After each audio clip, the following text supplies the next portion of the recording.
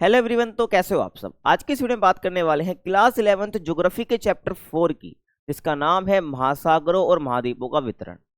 तो इस चैप्टर में आपको ये बताया गया है कि जो आप आज के टाइम पे महासागर और महाद्वीप देखते हो, ये हमेशा से ऐसे नहीं थे। तो भाई कैसे थे, तो ये आपको इस चैप्टर में बताया गया है। और ये भाई जैसे पहले थे और आज जैसे दिख रहे हैं, ये हुआ कैसे है, तो ये भी आपको बता रखा है। और हम ऐसा कैसे कह सकते हैं कि भाई जो महाद्वीप थे, आज हम जो देखते हैं आज के महाद्वीप कुछ इस प्रकार के दिखते हैं हमें। टोटल 7 कॉन्टिनेंट्स है तो 7 महाद्वीप हैं। तो ये आज ऐसे आए कैसे हैं, हम कैसे कह सकते हैं कि भाई पहले जुड़े हुए थे। तो पूरा जो ये चैप्टर को बताता है इसी बारे में है। हर एक टॉपिक को हम डिटेल में कवर करने वाले हैं। कुछ डाउट आपका चैप्टर से रहता है वो भी कवर हो जाएगा। अगर आपने नहीं पढ़ा है तो आपको आज ये चैप्टर पूरा समझ आने वाला है, ठीक है। हर एक वर्ड को हम डिटेल में समझने वाले हैं। और अगर आपको फ्री पीडीएफ नोट चाहिए तो कहाँ मिल जाएंगे, टेलीग्राम पर मिल जाएंगे, जिसका नाम है क्लास 11th ESP। तो आप ज्वाइन कर सकते हो और आप मुझे इंस्टाग्राम पर फॉलो कर सकते हो। यूजर नेम आपके सामने, कुछ पर्सनल क्वेरी हो तो पूछ सकते हो। पहले बात करते हैं इंट्रोडक्शन की। ये तो आपको बचपन से पता है कि 29% हिस्से पर क्या है, महाद्वीप है पृथ्वी के, और 71% हिस्से पर महासागर है ना। तो सवाल ये उठता है कि जो महाद्वीप और महासागर जैसे आज हम देखते हैं, क्या हमेशा से वैसे थे क्या? तो इसका आंसर होगा नहीं, ये हमेशा से वैसे नहीं थे, ठीक है। हमेशा से क्या थे, वैसे नहीं थे। तो भाई कैसे थे, तो ये हमेशा से भाई देखो कैसे थे, ये आपस में जुड़े हुए थे, ठीक है। ये क्या थे, आपस में जुड़े हुए थे। बस आपको इतना पता होना चाहिए भी क्या है, आपस में जुड़े हुए थे। तो यहाँ पर एक थ्योरी निकल कर आती है, ठीक है, जो कि ये बताते हैं कि जो महाद्वीप है वो पहले जैसे आज हम देखते हैं वो वैसे नहीं थे। ये अपनी जगह से आज के टाइम पे खिसक चुके हैं और पहले आपस में जुड़े हुए थे। तो यहाँ पर एक थ्योरी आती है महाद्वीपीय प्रवाह, जिसको हम बोलते हैं कॉन्टिनेंटल ड्रिफ्ट या कॉन्टिनेंट ड्रिफ्ट। समझ रहे हो, जो महाद्वीप है उसका प्रवाह हुआ है, जो महाद्वीप है उसका प्रवाह हुआ है। महाद्वीप पहले आपस में जुड़े हुए थे, फिर बाद में क्या हुआ, महाद्वीप ऐसे बने हैं, जो कि महाद्वीप प्रवाह की वजह से हुआ है, ठीक है। वैसे क्यों कहा जा रहा है, अब देखो। तो यहाँ पर यह बोला गया कि महासागर के दोनों तरफ की तट रेखाओं में आश्चर्यजनक सममिति दिखती है, मतलब सिमिलैरिटी हमें दिखती है। अगर हम महासागर के तट के दोनों तरफ देखते हैं तो हमें एक सिमिलैरिटीज देखने को मिलती है। यहाँ पर एग्जाम्पल्स आप समझो, देखो ध्यान देखना मेरी बात। ये आपका दक्षिण अमेरिका है, ये क्या आपका दक्षिण अमेरिका है, और ये अफ्रीका कॉन्टिनेंट है। अगर आप खुद देखा ध्यान से, अगर मैं इस दक्षिण अमेरिका को यहाँ पर आगे बढ़ा दूं, देखो बिल्कुल ये अफ्रीका में फिर को फिट नहीं बैठ रहा है, ये बैठ रहा है ना। तो ये यहाँ पर बोला गया है कि महासागर के अगर हम दोनों तरफ देखते हैं, क्योंकि देख लो तुमको पता है यहाँ पर दिखाया गया तुमको, ठीक है। ये एक दक्षिण अमेरिका है, अफ्रीका है, और यहाँ पर कौन सा महासागर है, पूरा ये अटलांटिक महासागर है ना। तो अटलांटिक महासागर के साइड भी और अटलांटिक महासागर के साइड भी है ना। तो दोनों तरफ क्या है, तटों पर आश्चर्यजनक सममिति यानी सिमिलैरिटी में देखने को मिलती है। अगर उनको हम आपस में मिला दे तो पूरे फिक्स बैठ जाएंगे। जैसे आप पजल मिलाते हो आपस में, तो पजल क्या होते हैं, हम जहाँ पर जगह देखते हैं उसको मिला देते हो, फिक्स बैठ जाता है। वही वाली बात यहाँ पर करी गई है कि अगर हम तट के दोनों साइड देखते हैं तो हमें एक सिमिलैरिटी देखने को मिलती है। समझ आ रहा है, ये ध्यान रखना है। यहाँ तक अभी अब बात करी गई है। और ये बोला गया भाई दक्षिण और उत्तर अमेरिका और यूरोप और अफ्रीका के एक साथ जुड़े होने की संभावना व्यक्त किया गया, ठीक है। जो कॉन्टिनेंटल ड्रिफ्ट है यानी महाद्वीपीय प्रवाह है, इसमें स्टार्टिंग में यही बताया गया कि जो महाद्वीप है वो भाई प्रवाह करें, पहले आपस में जुड़े हुए थे। और यहाँ पर ये चीज बताई गई कि जो दक्षिण और उत्तर अमेरिका है, जो यूरोप और अफ्रीका है, ये एक साथ जुड़े हुए थे। यहाँ पर ये पॉसिबिलिटी व्यक्त करी, संभावना व्यक्त करी इन्होंने कि भाई ये जो कॉन्टिनेंट के नाम लिए यहाँ पर दक्षिण और उत्तर अमेरिका, यूरोप और अफ्रीका, ये आपस में जुड़े हुए थे कुछ इस प्रकार से, ठीक है। Europe, north America, south America और अफ्रीका, ये आपस में क्या जुड़े हुए थे। आज के टाइम पे तो हम ऐसा नहीं देखते। अगर हम मैप देखते हैं वर्ल्ड का तो हमें महाद्वीप अलग अलग दिखते हैं, सीधी सी बात आपको पता है ना। लेकिन यहाँ पर बोला गया Europe, north Africa, south America और अफ्रीका, ये आपस में जुड़े हुए थे और ये अलग हुए हैं। आज के तुम देखते हो ये अलग हुए हैं। अब वो अलग कैसे हुए, आगे थ्योरी प्रपोज करी गई है, वो आगे बताऊंगा तुमको। बस इतना ध्यान रखना है कि भाई यहाँ पर पहले इतनी बात करी गई महाद्वीपीय प्रवाह में कि भाई महाद्वीप का अगर महासागर के तुम दोनों तरफ देखते हो तो तुम्हें एक सिमिलैरिटी देखने को मिलेगी, और बाकी जो 4 महाद्वीप है आपस में जुड़े हुए थे। और आज के टाइम पे ये महाद्वीप तुमको कुछ इस प्रकार के दिखते हैं। ये रहा नॉर्थ अमेरिका, ये रहा साउथ अमेरिका, ये रहा अफ्रीका और ये यूरोप। तो पहले क्या बोला गया, ये भाई आपस में जुड़े हुए थे, ये आपस में क्या थे भाई, जुड़े हुए थे। ये चारों आपस में ये एक ही थे, बाद में अलग हुए हैं। बात यहाँ पर इन चारों के जुड़े होने की नहीं है। ये पूरा जितना भी आज आप 7 महाद्वीप देखते हो, ये पहले एक ही भूखंड माना जाता था, एक ही हिस्सा था पूरा। आज ये अलग अलग हुए हैं।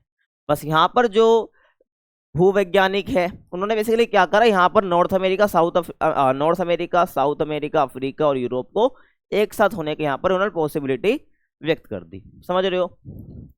अब देखो, जो महाद्वीपीय प्रवाह है ना, इसको सबसे पहले किसने दिया?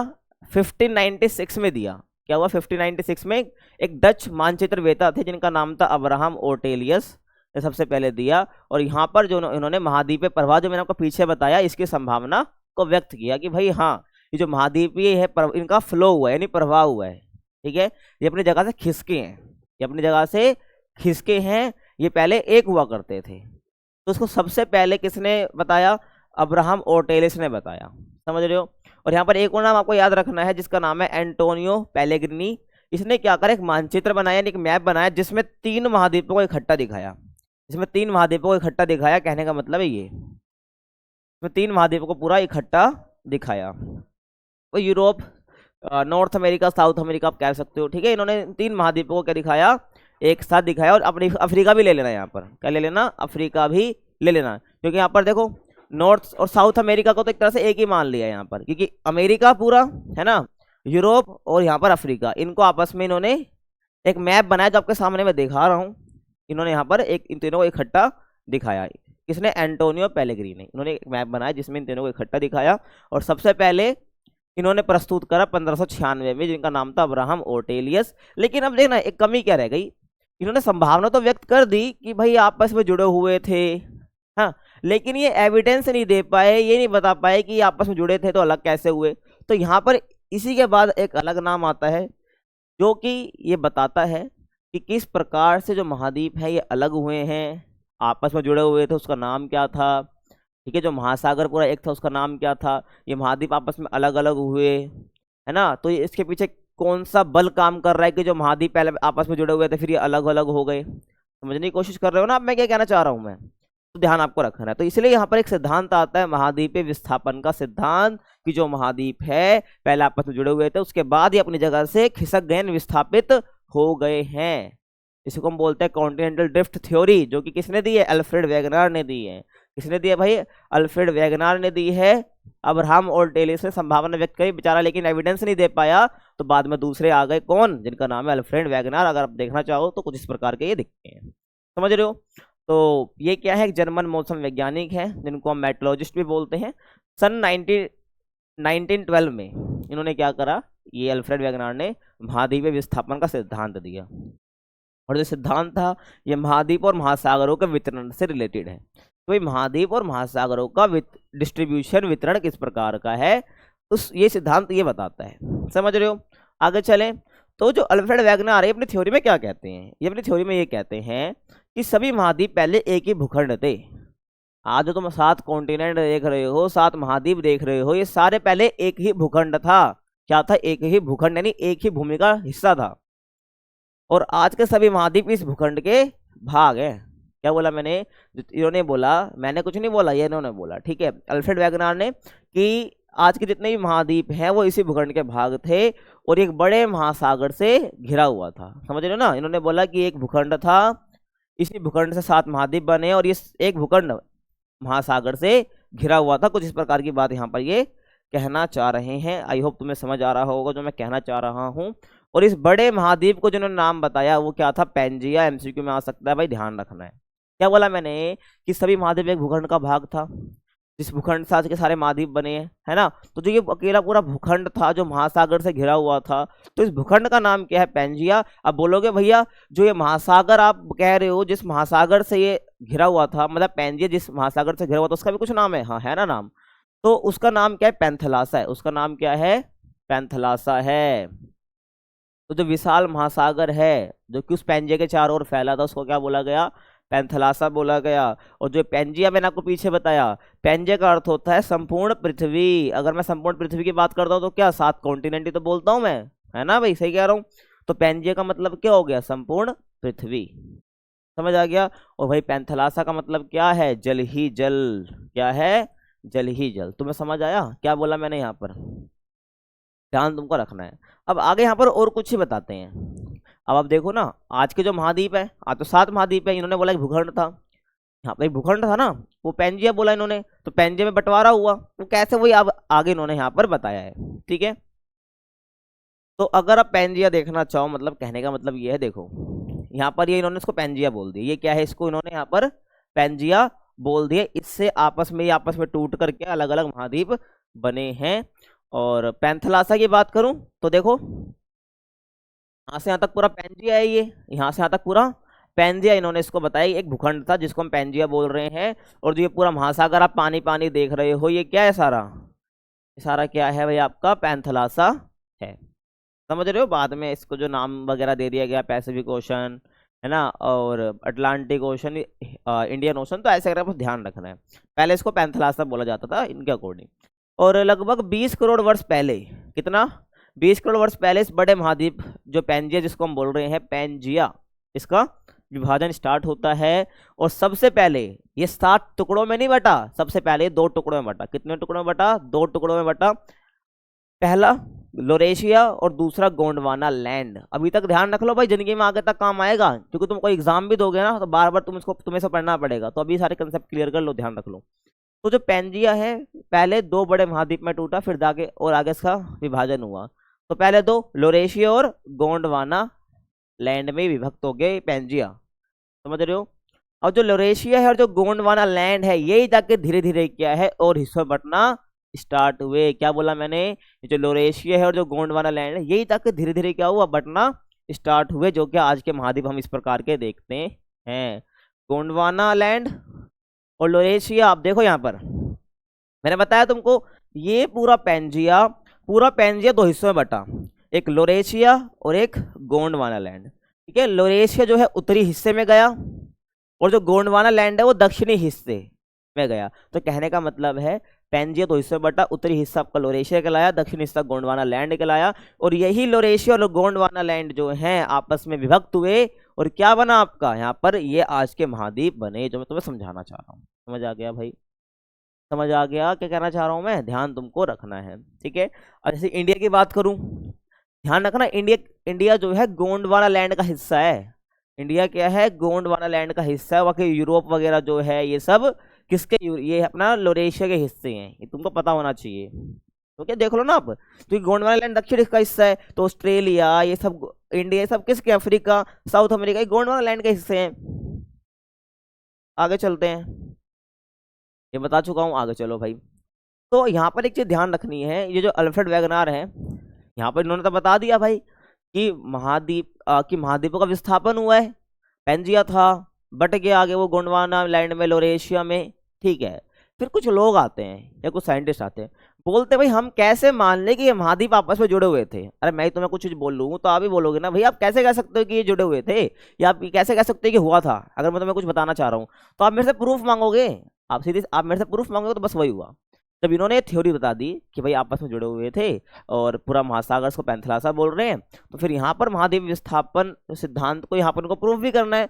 तो यहाँ पर इन्होंने क्या दिया, अपनी बात को सिद्ध करने के लिए कुछ प्रमाण दे दिए कि भैया, इसने अल्फ्रेड वेगनर ने कहा रुको, अब मैं तुमको ऐसे यहाँ पर क्या दूंगा, प्रमाण दूंगा, ऐसे प्रूफ दूंगा, तो तुम कहोगे कि हाँ ये महाद्वीप आपस में जुड़े हुए थे। तो यहाँ पर ये सब प्रूफ देते हैं, प्रमाण देते हैं अपने महाद्वीपीय विस्थापन के सिद्धांत के लिए। पहला सिद्धांत क्या है, महाद्वीपों में साम्य, तब बताऊंगा, पहले नाम सुन लो। ठीक है, महाद्वीपों में साम्य, महासागरों के पर चट्टानों की आयु में समानता, टिलाइट ग्लेशियर निक्षेप, जीवाश्मों का वितरण। समझ रहे हो। तो पहला जो प्रमाण इन्होंने दिया उसका नाम था महाद्वीपों में साम्य, यानी महाद्वीपों में समानता। यही इमेज तुमको मैंने पहले दिखाई थी ना भाई। महाद्वीपों में समानता का मतलब है कि जो महाद्वीप आज अलग हो चुके हैं ना, सारे 7 महाद्वीप बट चुके हैं, ये महाद्वीप जो हैं अगर मैं इनको मिलाता हूं तो आपस में अभी भी जुड़ जाएंगे एक पजल की तरह। समझ रहे हो ना। जैसे यहाँ पर एग्जांपल तुमको दे रखा है तुम्हारी बुक में, दक्षिण अमेरिका को अगर मैं यहाँ पर अफ्रीका से जोड़ूंगा तो ये इजीली जुड़ जाएगा। तुम देख भी सकते हो, तुम्हें दिखा रहा हूँ ना मैं, यहाँ पर देखो ये अलग हो रखा है और यहाँ पर ही जुड़ा हुआ दिखाया गया है ना। देख लो जुड़ गया ये पूरा आपस में। तो ये क्या दिखाता है कि आपस में पहले जुड़े हुए थे। ये पहला प्रमाण यहाँ पर इन्होंने दिया कि दक्षिण अमेरिका और अफ्रीका के आमने सामने जो तटरेखा है उसमें एक अद्भुत और त्रुटि रहित, तो मतलब कि कोई गलती नहीं है, जबरदस्ती नहीं जोड़ रहे हैं हम, जुड़ जा रहा है। साम्य दिखाती, अरे जोड़ नहीं रहे, मतलब अगर जोड़ेंगे तो जुड़ जाएगा, कहने का मतलब ये है, ऐसा हम पजल को जोड़ते हैं। और आगे और ध्यान रखना, तो 1964 ईस्वी में बुलर्ड ने एक कंप्यूटर प्रोग्राम की सहायता से अटलांटिक तटों को जोड़ते हुए एक मानचित्र तैयार करा। अटलांटिक तट क्या है, यही तो है अटलांटिक तट, ये तुमको पास पास दिखा रखा है, ये आपका दक्षिण अमेरिका है या अफ्रीका है, इसके बीच में अटलांटिक महासागर है। तो अटलांटिक महासागर के तट तट क्या हो गया, एक इस साइड तट हो गया और एक इस साइड तट हो गया। तो इन दोनों तटों का आपस में जोड़ते हुए एक मानचित्र तैयार करा कुछ इस प्रकार का, जो तुम्हें बताने की कोशिश मैं कर रहा हूँ। तो इससे क्या है, ये सिद्ध हो जाता है कि महाद्वीप पहले आपस में जुड़े हुए थे। आगे चलें, नेक्स्ट जो प्रमाण इन्होंने दिया वो है महासागरों के पार चट्टानों की आयु में समानता, कि जो महासागरों के पार चट्टाने हैं ना, उनकी एज में समानता है। सिंपल सा मतलब पहले यहाँ पर तुम समझो, यहाँ पर इन्होंने ये बताया कि आज के टाइम पे 7 महाद्वीप है, लेकिन होता क्या है भाई, एक ए महाद्वीप है, क्या है, एक ए महाद्वीप है और एक बी महाद्वीप है। इन दोनों महाद्वीपों को महासागर अलग करता है। मान लो इनके बीच में महासागर है, इनके बीच में क्या है, महासागर है ना। लेकिन यहाँ पर जो चट्टाने हैं, यहाँ पर जो चट्टाने हैं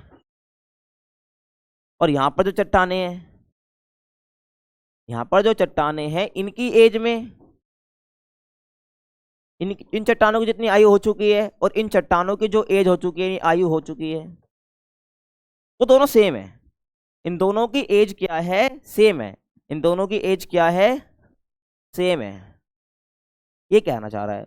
अब तुम मुझे बताओ कि भाई दोनों अलग हो रहे हैं महासागरों से, लेकिन एक कॉन्टिनेंट मान लो, एक बी कॉन्टिनेंट है, दोनों की चट्टानों की एज सेम दिख रही है हमें और महासागर से अलग भी हो रहे हैं, एज समान है भाई।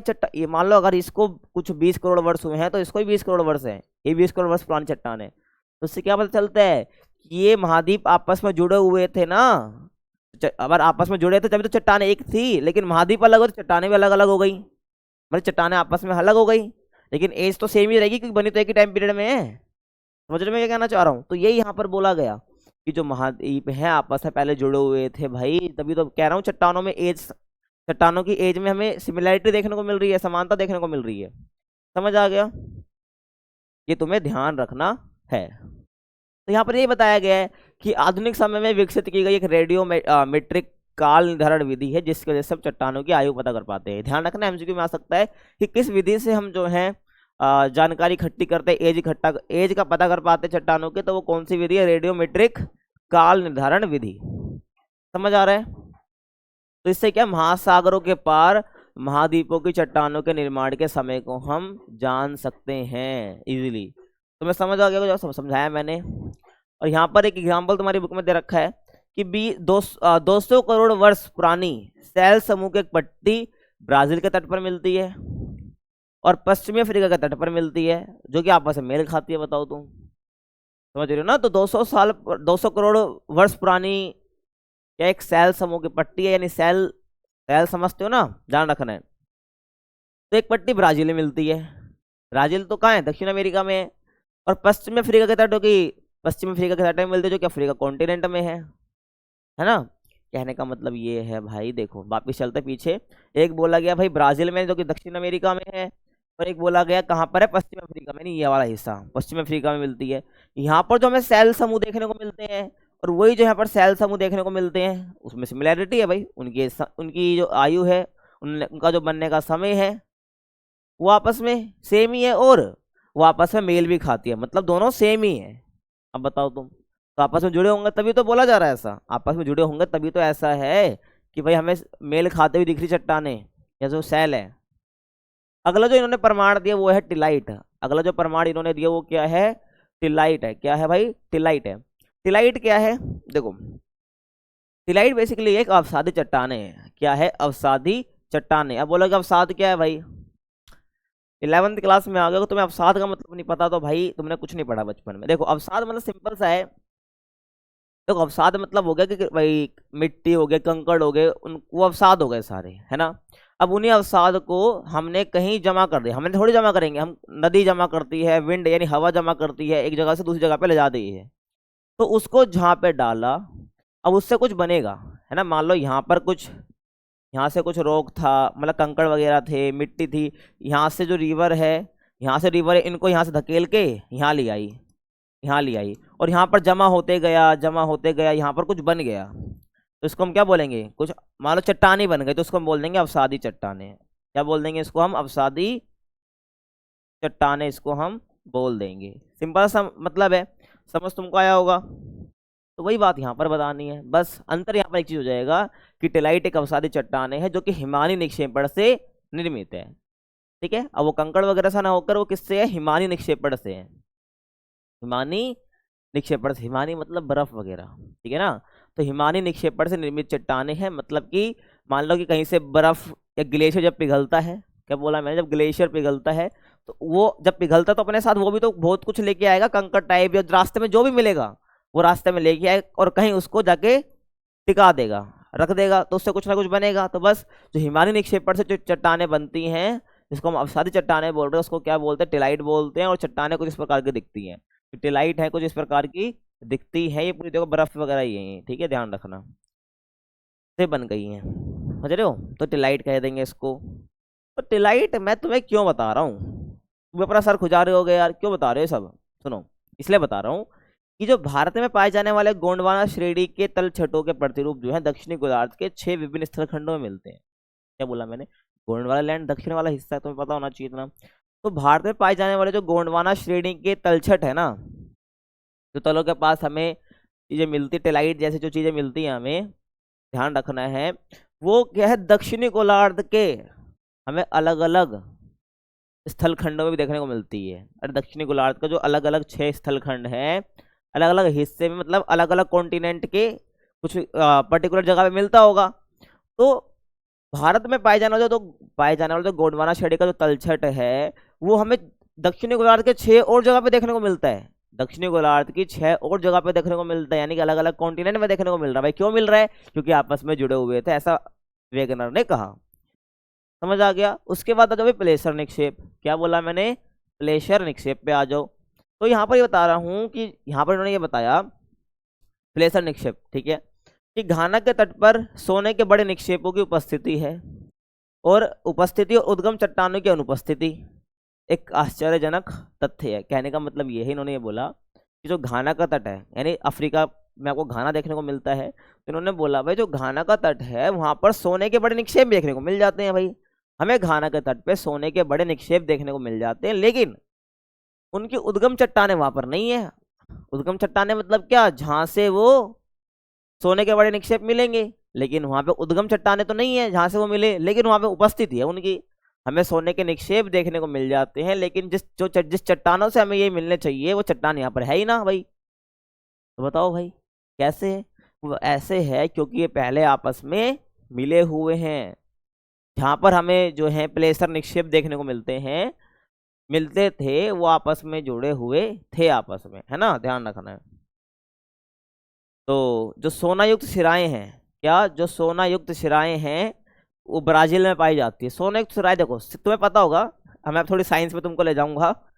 शिराएं मतलब क्या, तुमने पढ़ी है ना चीजें, तुमने सिराएं और धमनी तो पढ़ी है, सिराएं और धमनी तो पढ़ी है, चिंता मत करो, बाकी चीजें बताऊंगा।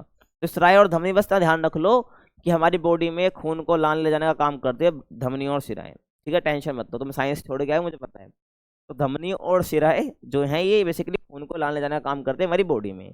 तो सिराएं कुछ इस प्रकार की दिखती है, सिराएं जो हमारी बॉडी में कुछ इस प्रकार का स्ट्रक्चर बना रही होती हैं, कुछ इस प्रकार का आप देख रहे हो, कुछ इस प्रकार का स्ट्रक्चर होता है हमारी बॉडी के अंदर, है ना, पतला पतला बिल्कुल होता है।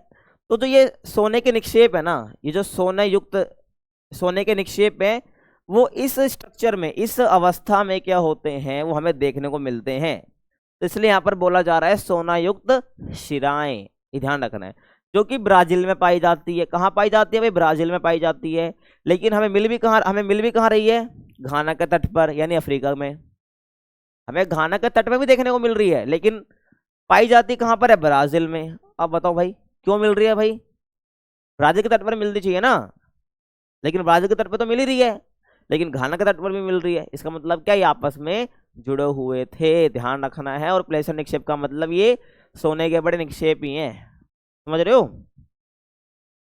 और सुनो, घाना में जो मिलने वाले सोने के निक्षेप है ना, वो ब्राजील के पठार से उस समय निकले होंगे जिस टाइम पे दोनों महाद्वीप एक दूसरे के साथ होंगे, है ना। ये तो राइम बन गई ना, ध्यान रखना कि ब्राजील पठार से उस समय निकले होंगे जब ये दोनों महाद्वीप आपस में जुड़े होंगे। है ना, समझ रहे हो कौन से दो महाद्वीप, अफ्रीका और दक्षिण अमेरिका।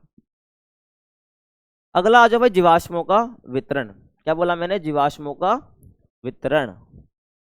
अब जीवाश्मों का वितरण क्या, अब वही बात आ गई। यहाँ तक हमने देखो चट्टानों की बात कर ली, है ना, सोने की गोल्ड की बात कर लिया हमने, है ना, और पजल की बात भी कर ली, भाई आपस में जुड़े हुए थे। अबे और क्या रह गया, जानवरों की बात और करना रह गई है। किसकी, जानवरों की बात और करना रह गई है कि भाई जो जानवर, भाई दोबारा समझाऊंगा इस चीज को। अगर देखो एक जानवर है तो हमें एक एक एक एक कॉन्टिनेंट में मिलता है, एक कॉन्टिनेंट यानी ए महाद्वीप में मिलता है, अभी भी मिलता है मान के चलो, है ना। लेकिन बी महाद्वीप पर हमें क्या देखने को मिलते हैं, इस मान लो ये देखो ए पे मिलता है, इसकी एग्जिस्टेंस है, लेकिन बी महाद्वीप पर क्या है, इसके हमें जीवाश्म देखने को मिल रहे हैं। क्या देखने को मिल रहे हैं, जीवाश्म देखने को मिल रहे हैं। जीवाश्म ये हो जाता है ना कि भाई मरने के बाद वो मिट्टी वगैरह मिल गया तो वो फॉसिल फ्यूल बन जाता है, यानी कि जीवाश्म बन जाता है ना। अब तुम मुझे बताओ, मिलता वो ए में है, जीवाश्म बी में मिल रहे हैं। क्या बोला, ए महाद्वीप पे हमें वो देखने को मिलता है वो जानवर, लेकिन जीवाश्म उसके बी पर भी मिल रहे हैं। क्यों मिल रहे हैं भाई, बी पर मिलने चाहिए ए में ही ना, मगर जीवाश्म में मिल रहे तो ए में मिलने चाहिए, क्योंकि ए पे ही वो जानवर पाए जाते हैं, बी में तो पाए नहीं जाते। लेकिन बी में हमें उस जानवर के जीवाश्म मिल रहे हैं जो कि हमें, जो जानवर हमें ए महाद्वीप में देखने को मिलता है। तो यहाँ पर जीवाश्म मिलने का मतलब क्या है कि ये दोनों महाद्वीप आपस में जुड़े हुए थे, ए और बी। यहाँ पर वेगनर ये कहना चाहते हैं। ठीक है, अब आगे तुम देखो, मतलब इस टॉपिक को देखो जो तुम्हारी बुक में बता रखा है कि पौधे और जंतुओं की समान प्रजातियां, पौधे और जंतुओं की समान प्रजातियां मतलब कि मान लो साउथ अमेरिका, अफ्रीका में, इंडिया में, अंटार्कटिका में, ऑस्ट्रेलिया में हमें समान प्रजातियां देखने को मिल रही हैं, जंतुओं की भी और पौधों की भी। क्यों देखने को मिल रही है भाई, भाई भाई थे क्या पहले, ये वही समझ लो, आपस में जुड़े हुए थे। वेगनर ये कह रहे हैं भाई आपस में जुड़े हुए थे, तभी तो हमें पौधों और जंतु की समान प्रजातियां देखने को मिल रही हैं। जो प्रजाति हमें साउथ अफ्रीका अफ्रीका अमेरिका में देखने को मिल रही है वो अफ्रीका में, है ना। जो अफ्रीका में देखने को मिल रहा है वो हमें साउथ अमेरिका में देखने को मिल रहा है। वो ऐसा इसलिए है क्योंकि आपस में जुड़े हुए थे। क्या ऐसा बता रहे हैं, चीख चीख के बता रहे हैं बेचारे। लेकिन ना आगे देखना तुम क्या होगा कि ना इनकी थ्योरी को फेल कर देते हैं, ये वाली थ्योरी नहीं, क्योंकि ये बता नहीं पाते हैं कि जो ये महाद्वीप है ये आपस में अलग कैसे हुए, कौन से बल काम कर रहे थे कि ये महाद्वीप जो पहले एक भूखंड था पहन दिया था, ये आपस में अलग अलग हो गए हैं। इन सबको सबने माना कि हाँ भाई महाद्वीप आपस में जुड़े हुए थे, लेकिन ये अलग कैसे हुए, जो बल यहाँ पर हमें वैगनर ने दिए वो बिल्कुल भी सही साबित नहीं हुए, मतलब कह सकते हो तुम, है ना। खैर वो अगला टॉपिक है। यहाँ पर तुम्हें कुछ बता रखा है देखो एनसीईआरटी में, जैसे जो लेमूर है, लेमूर जो है ये भारत, मेडागास्कर, अफ्रीका में मिलते हैं। क्या बोला मैंने, लेमूर जो है ये भारत, मेडागास्कर, अफ्रीका में मिलते हैं, जानवर है कोई, ध्यान रख लेना। लेकिन कुछ वैज्ञानिकों ने इन तीनों स्थलखंडों को जोड़कर एक स्थलखंड लेमूरिया की उपस्थिति भी को स्वीकार करा। तो यहाँ पर देखो, तो लेमूर जो है भारत, मेडागास्कर और अफ्रीका में देखने को मिलते हैं। ठीक है, अफ्रीका के साइड में एक आपको जो है मेडागास्कर देखने को मिल जाएगा। अगर मैं तुम्हें दिखाना चाहूँ, अगर भाई मैप में होगा तो जरूर दिखा देंगे। ठीक है, हम्म, हाँ ठीक है, ये क्या मेडागास्कर है, ये क्या है, ठीक है ना, ये क्या है, मेडागास्कर है, समझ आ गया, छोटा सा है। वापिस चलें आगे, ये हो गया है।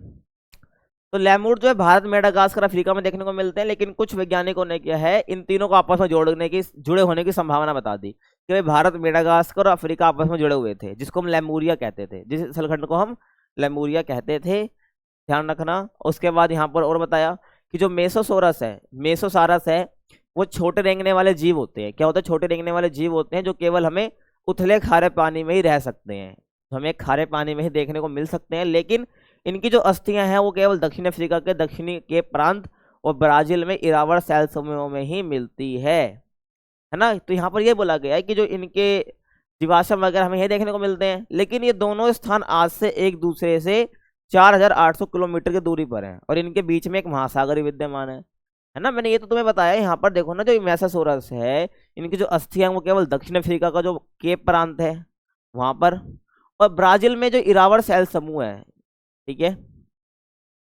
वहीं पर ही देखने को मिलते हैं। लेकिन ये जो ब्राजील का इरावत सैल समूह है, जो ब्राजील है और दक्षिण अफ्रीका जो है, ये आज लगभग 4800 किलोमीटर की दूरी पर है।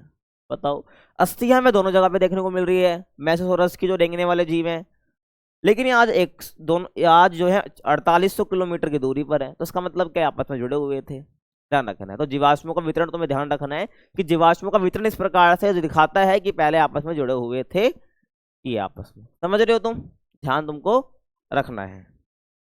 तो अपना अगला टॉपिक है प्रवाह संबंधी बल, यानी कि महाद्वीपों के खिसकने के लिए वैगनर ने कौन कौन से यहाँ पर बल बताए हैं। बेसिकली दो बल बताए हैं, कौन कौन से, एक क्या है पोलर या ध्रुवीय फ्लिंग बल, ठीक है ना, ध्रुव और पोलर मतलब एक ही होता है, तो ध्रुवीय फ्लिंग बल और ज्वारीय बल, तो ये दो बल दी हैं, जिसमें यहाँ पर उन्होंने बताया कि जो महाद्वीप पहले आपस में जुड़े हुए थे वो जो अलग हुए हैं वो इन दो बलों की वजह से हुए हैं। लेकिन ध्यान रखना है, इन दो बलों को स्वीकारा नहीं गया है, बोला गया है इससे महाद्वीप अलग नहीं हो सकते, ये दो बल थोड़े कमजोर है, यहाँ पर इन्होंने बात करी, ध्यान रखना। लेकिन ये बल है क्या, इसकी बात हम कर लेते हैं।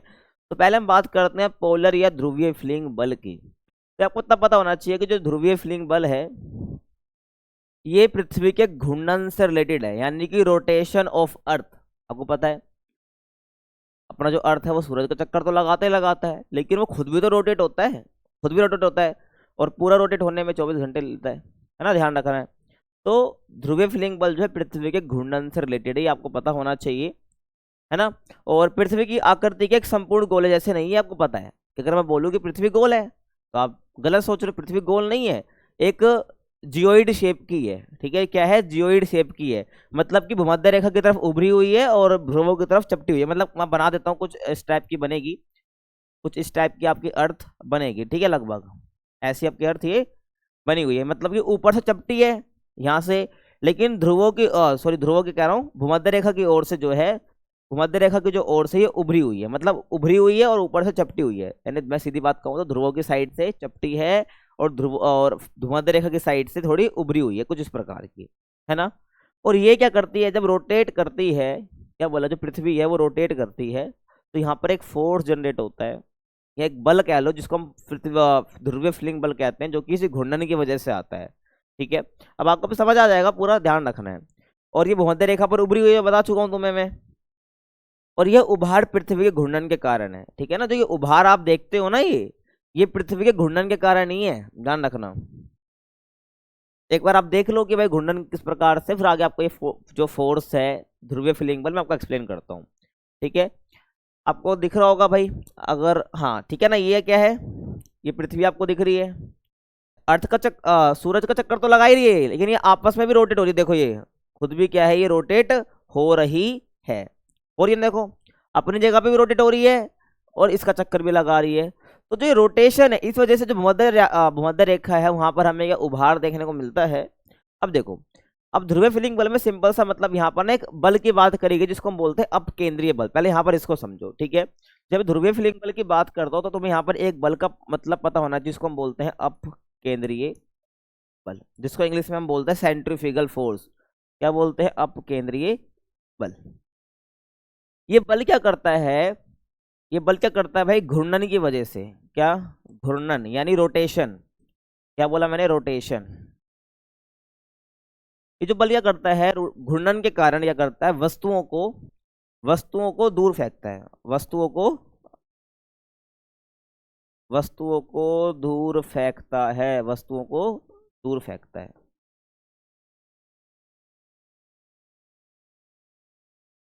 ठीक है। तो यहाँ पर एक अपकेंद्रीय बल काम करता है, जो कि कब होता है, जब घूर्णन होगा। कब होता है, जब किसी ऑब्जेक्ट में रोटेशन होगा, घूर्णन होगा, तो वहां पे एक अपकेंद्रीय बल आता है। और ये अपकेंद्रीय बल क्या करता है, वस्तुओं को अपनी जगह से दूर फेंकता है। तो बस जब पृथ्वी घूर्णन कर रही है ना, तो यहाँ पर भी एक बल जनरेट होता है जिसको हम बोलते हैं अपकेंद्रीय बल, जो कि भूमध्य रेखा पर तो बहुत कम होता है, ध्यान रखना है, भूमध्य रेखा पर तो बहुत कम होता है, लेकिन ध्रुवों की तरफ बहुत बढ़ जाता है, तो ध्यान रखना। तो यहाँ पर इन्होंने यही बताया कि जो ध्रुवीय फ्लिंग बल है, इस वजह से जो है, जो महाद्वीप है ये अलग हुए हैं। कैसे अलग हो गए, देखो मैंने बता दिया, अपकेंद्रीय बल लगता है जो कि ध्रुवों पर ज्यादा होता है, और अपना जो भूमध्य रेखा यहाँ पर कम होता है। और तो इसी अपकेंद्रीय बल को यहाँ पर इन्होंने कारण बता दिया कि जब भाई जो ध्रुवों पर सबसे ज्यादा है, तब ये घूर्णन होगा पृथ्वी का, तो यहाँ से जो ये महाद्वीप आपस में जुड़े हुए हैं ना पूरे, यहाँ से इसको ये दूर फेंकेगा, यहाँ से इसको क्या करेगा, दूर फेंकेगा, जिस वजह से जो महाद्वीप है वो अलग हो गए हैं। क्या हो गए हैं, वो अलग हो गए, अपनी जगह से खिसक गए हैं। कहने का मतलब समझ रहे हो। देखो पृथ्वी रोटेट कर रही है, मेरी बात ध्यान सुनना, पृथ्वी रोटेट कर रही है, महाद्वीप आपस में जुड़े हुए हैं। तो वेगनर बोलते हैं कि ध्रुवों पर जो है ये अपकेंद्रीय बल ज्यादा है, जो कि पृथ्वी के घूर्णन की वजह से लग रहा है, जिसको हम ध्रुवीय फीलिंग बल बोल रहे हैं। तो इस वजह से जब पृथ्वी घूर्णन कर रही है तो जो महाद्वीप आपस में जुड़े हुए हैं वो आपस में खिसक रहे हैं, क्योंकि जो ध्रुवों की तरफ जो बल लग रहा है केंद्रीय बल, वो दूर फेंक रहा है इन महाद्वीपों को, वो दूर फेंकने की कोशिश कर रहा है। क्या कर रहा है, दूर फेंकने की कोशिश कर रहा है, ध्यान रखना। ऐसे समझ लो, अगर मैं फिर से बनाऊं, ठीक है, समझ लो कुछ एग्जाम्पल से थे ना, थोड़ा आपको समझ आ जाएगा, विजुलाइज करना है कि यहाँ पर मान लो कोई चीज थी, मान लो ये महाद्वीप ही मान लो इतना था, क्या था, ये महाद्वीप ही था।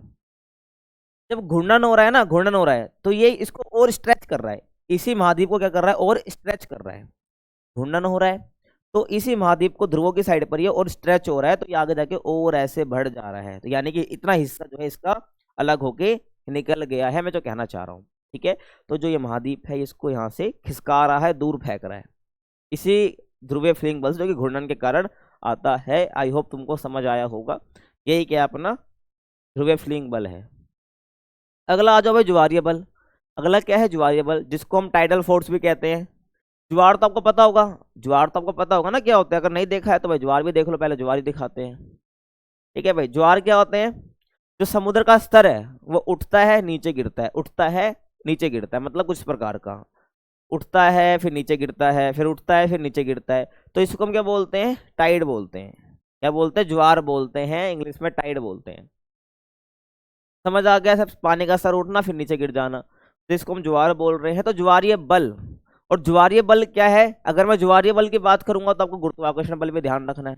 अगर मैं बोलूंगा ज्वारीय बल तो आपको गुरुत्वाकर्षण बल भी ध्यान रखना है, यानी ग्रेविटेशनल फोर्स भी ध्यान रखना है। देखो ये मून है, ये प्रश्न है, इस दुनिया में जो भी ऑब्जेक्ट है जिसका कुछ वजन है, यानी मास है एक तरह से, उसका क्या है, उसका कुछ गुरुत्वाकर्षण बल भी होगा, ग्रेविटेशनल फोर्स हो। ग्रेविटेशनल फोर्स पिछली वीडियो बता चुका हूँ, दोबारा बता देता हूँ कि गुरुत्वाकर्षण बल क्या है, एक ऐसा बल है जो कि दूसरी चीजों को अपनी तरफ आकर्षित करता है। हम धरती पे खड़े हैं क्योंकि पृथ्वी का जो द्रव्यमान है, यानी जो वजन एक तरह से आप कह लो, वो ज्यादा है, जिस वजह से हम पृथ्वी पर खड़े हैं, क्योंकि पृथ्वी हमें अपनी तरफ आकर्षित कर रहा है, इसलिए हम उड़ ही नहीं पा रहे हैं। इसलिए जब अंतरिक्ष में जाते हैं तो वहां पर पृथ्वी का गुरुत्वाकर्षण बल खत्म हो जाता है, इसलिए हम हवा में उड़ते रहते हैं। समझ रहे हो तुम। तो वही है, तो जितनी भी इस दुनिया में जो भी जिसका कुछ द्रव्यमान है, नहीं वजन एक तरह से आप कह सकते हो, मास है, वो क्या करता है, दूसरे ऑब्जेक्ट को आकर्षित करता है, लेकिन खिसक जाएगा उसके पास वही। दो ऑब्जेक्ट है, मान लो एक रिमोट लेते हैं यहाँ पर हम, अब जाए एक ऑब्जेक्ट दूसरे की तरफ जाएगा वही जिसका मास ज्यादा होगा, द्रव्यमान ज्यादा होगा, है ना। अगर इसका द्रव्यमान ज्यादा है तो ये इस पेन को आकर्षित करेगा, ये इस पेन को आकर्षित करेगा, ध्यान रखना है। तो इसी वजह से क्या होता है, हमें जो मैंने आपको समुद्र में पानी का उभार दिखाया वो इस वजह से आता है। अब कैसे आता है भी आपको समझ आ जाएगा। गुरुत्वाकर्षण बल समझ आया भाई, क्या कह रहा हूं मैं, कि जो अपनी तरफ चीजों को आकर्षित करता है। अब बोलोगे भाई रिमोट, और इसमें तो मान लो रिमोट का ज्यादा तो आकर्षित क्यों नहीं कर रहा पेन को, इसलिए नहीं कर रहा क्योंकि पृथ्वी भी तो है भाई, पृथ्वी का गुरुत्वाकर्षण बल हमसे ज्यादा है, इसलिए वो, मैं इसको छोड़ूंगा तो दोनों ही नीचे चले जाएंगे, दोनों आपस में आकर्षित कर ही नहीं पाएंगे एक दूसरे को। ठीक है, समझ रहे हो, ध्यान रखना है। तो गुरुत्वाकर्षण बल क्या होता है, एक अट्रैक्शन फोर्स होता है जो कि आपस में दूसरे को अट्रैक्ट करता है, ऑब्जेक्ट आपस में दूसरे का अट्रैक्ट होता है, लेकिन जिसका गुरुत्वाकर्षण बल ज्यादा होगा वो ज्यादा अट्रैक्ट करेगा, जिसका वजन ज्यादा होगा, जिसका मास ज्यादा होगा, वो अपनी तरफ से करेगा, अट्रैक्ट करेगा चीजों को। तो यही चीज आपको यहाँ पर ध्यान रखनी है। देखो सूरज का भी कुछ गुरुत्वाकर्षण बल होगा, पृथ्वी का भी कुछ गुरुत्वाकर्षण बल होगा, और मून यानी चांद का भी कुछ क्या होगा, गुरुत्वाकर्षण बल होगा। तो जब ये भाई आप देख रहे हो, पृथ्वी देखो भाई गुरुत्व चक्कर तो लगाएगी लगाएगी, और जो ये मून जब ये आपस में से चक्कर लगाता है, जब मून चक्कर लगाता है तो क्या है, इसका कुछ गुरुत्वाकर्षण बल होगा ना, मून का भी तो कुछ गुरुत्वाकर्षण बल होगा, तो पृथ्वी का भी है, लेकिन पृथ्वी का ज्यादा है गुरुत्वाकर्षण बल, इसलिए पृथ्वी को जो है ये मून खींच ही नहीं पाता है। मून का भी कुछ गुरुत्वाकर्षण बल है, पृथ्वी का भी है, सूरज का भी है, लेकिन पृथ्वी से ज्यादा नहीं है, लेकिन पृथ्वी से ज्यादा नहीं है। इसलिए जब ये इसके चक्कर लगाता है अपना मून जो है, ठीक है, या आप कह लो अर्थ इसका चक्कर लगा रहा है सन का, तो हो क्या रहा है, ये अर्थ को तो खींच नहीं पा रहा है, ये अर्थ को तो खींच नहीं पा रहा है अपनी तरफ, लेकिन जो अर्थ पर जो पानी है ना वो जरूर खिंच जाता है। आप देख भी रहे हो अर्थ पे, आपको पता है भाई 71% पानी है ना। तो अर्थ को तो खींच नहीं पा रहा है, लेकिन अर्थ पर जो पानी है उसमें एक उभार जरूर ले आता है, उस अर्थ को खींचने की कोशिश करता है, लेकिन पानी पूरा बाहर नहीं निकल पाता है, लेकिन वो थोड़ा उसमें उभार आ जाता है इसी गुरुत्वाकर्षण बल की वजह से। जब ये अपना जो है पास आते हैं, मून जो चक्कर लगाता है जब, और अर्थ और जो अपना सूरज है और जो मून है वो जब एक ही लाइन में आते हैं तो बहुत बड़ा ज्वार आता है। ये आपका अगला टॉप चैप्टर है पूरा, उसमें बताऊंगा, ये ध्यान रखना है। तो इसी वजह से क्या यहाँ पर क्या बताया, यहाँ पर ज्वारीय बल में इन्होंने बोला कि महाद्वीप अलग हुए हैं। इसी ज्वारीय बल को इन्होंने एक मुद्दा बना दिया, पोलर फिलिंग तो बनाया, और इसी वाले बल को भी, जिससे ज्वार आते हैं गुरुत्वाकर्षण बल से, वो भी ज्वारीय बल जिसको हम कह रहे हैं, इसमें गुरुत्वाकर्षण बल भी इंपॉर्टेंट रोल प्ले कर रहा है। इस वजह को, इसी बल को इन्होंने क्या बता दिया कि इस वजह से भाई महाद्वीप अलग हुए हैं, इस वजह से भी क्या हुआ, महाद्वीप अलग हुए हैं, जो कि एक्सेप्टेबल नहीं है, ध्यान रखना है, बहुतों ने माना ही नहीं है। तो सूर्य और चंद्रमा के आकर्षण संबंध है, तो ज्वारीय बल क्या है, सूर्य और चंद्रमा के आकर्षण से संबंध है, क्योंकि सूरज भी क्या लगा रहा है, अपना ग्रेविटेशनल फोर्स लगा रहा है, और मून भी लगा रहा है, लेकिन पृथ्वी से ज्यादा नहीं है इनका गुरुत्वाकर्षण बल। तो इसलिए क्या है, ये जो है सिर्फ पानी को उठा पाते हैं, मतलब पानी का उभार देखने को मिल जाता है इसी वजह से, इसी बल से, क्योंकि खींचते हैं ना अपनी तरफ, ये चीजों को ध्यान रखना है। तो जिससे क्या महासागरों में ज्वार पैदा होते हैं, बता चुका हूं, और करोड़ों वर्ष के दौरान ये बल प्रभावशाली होकर विस्थापन के लिए सक्षम हो गए, ठीक है ना।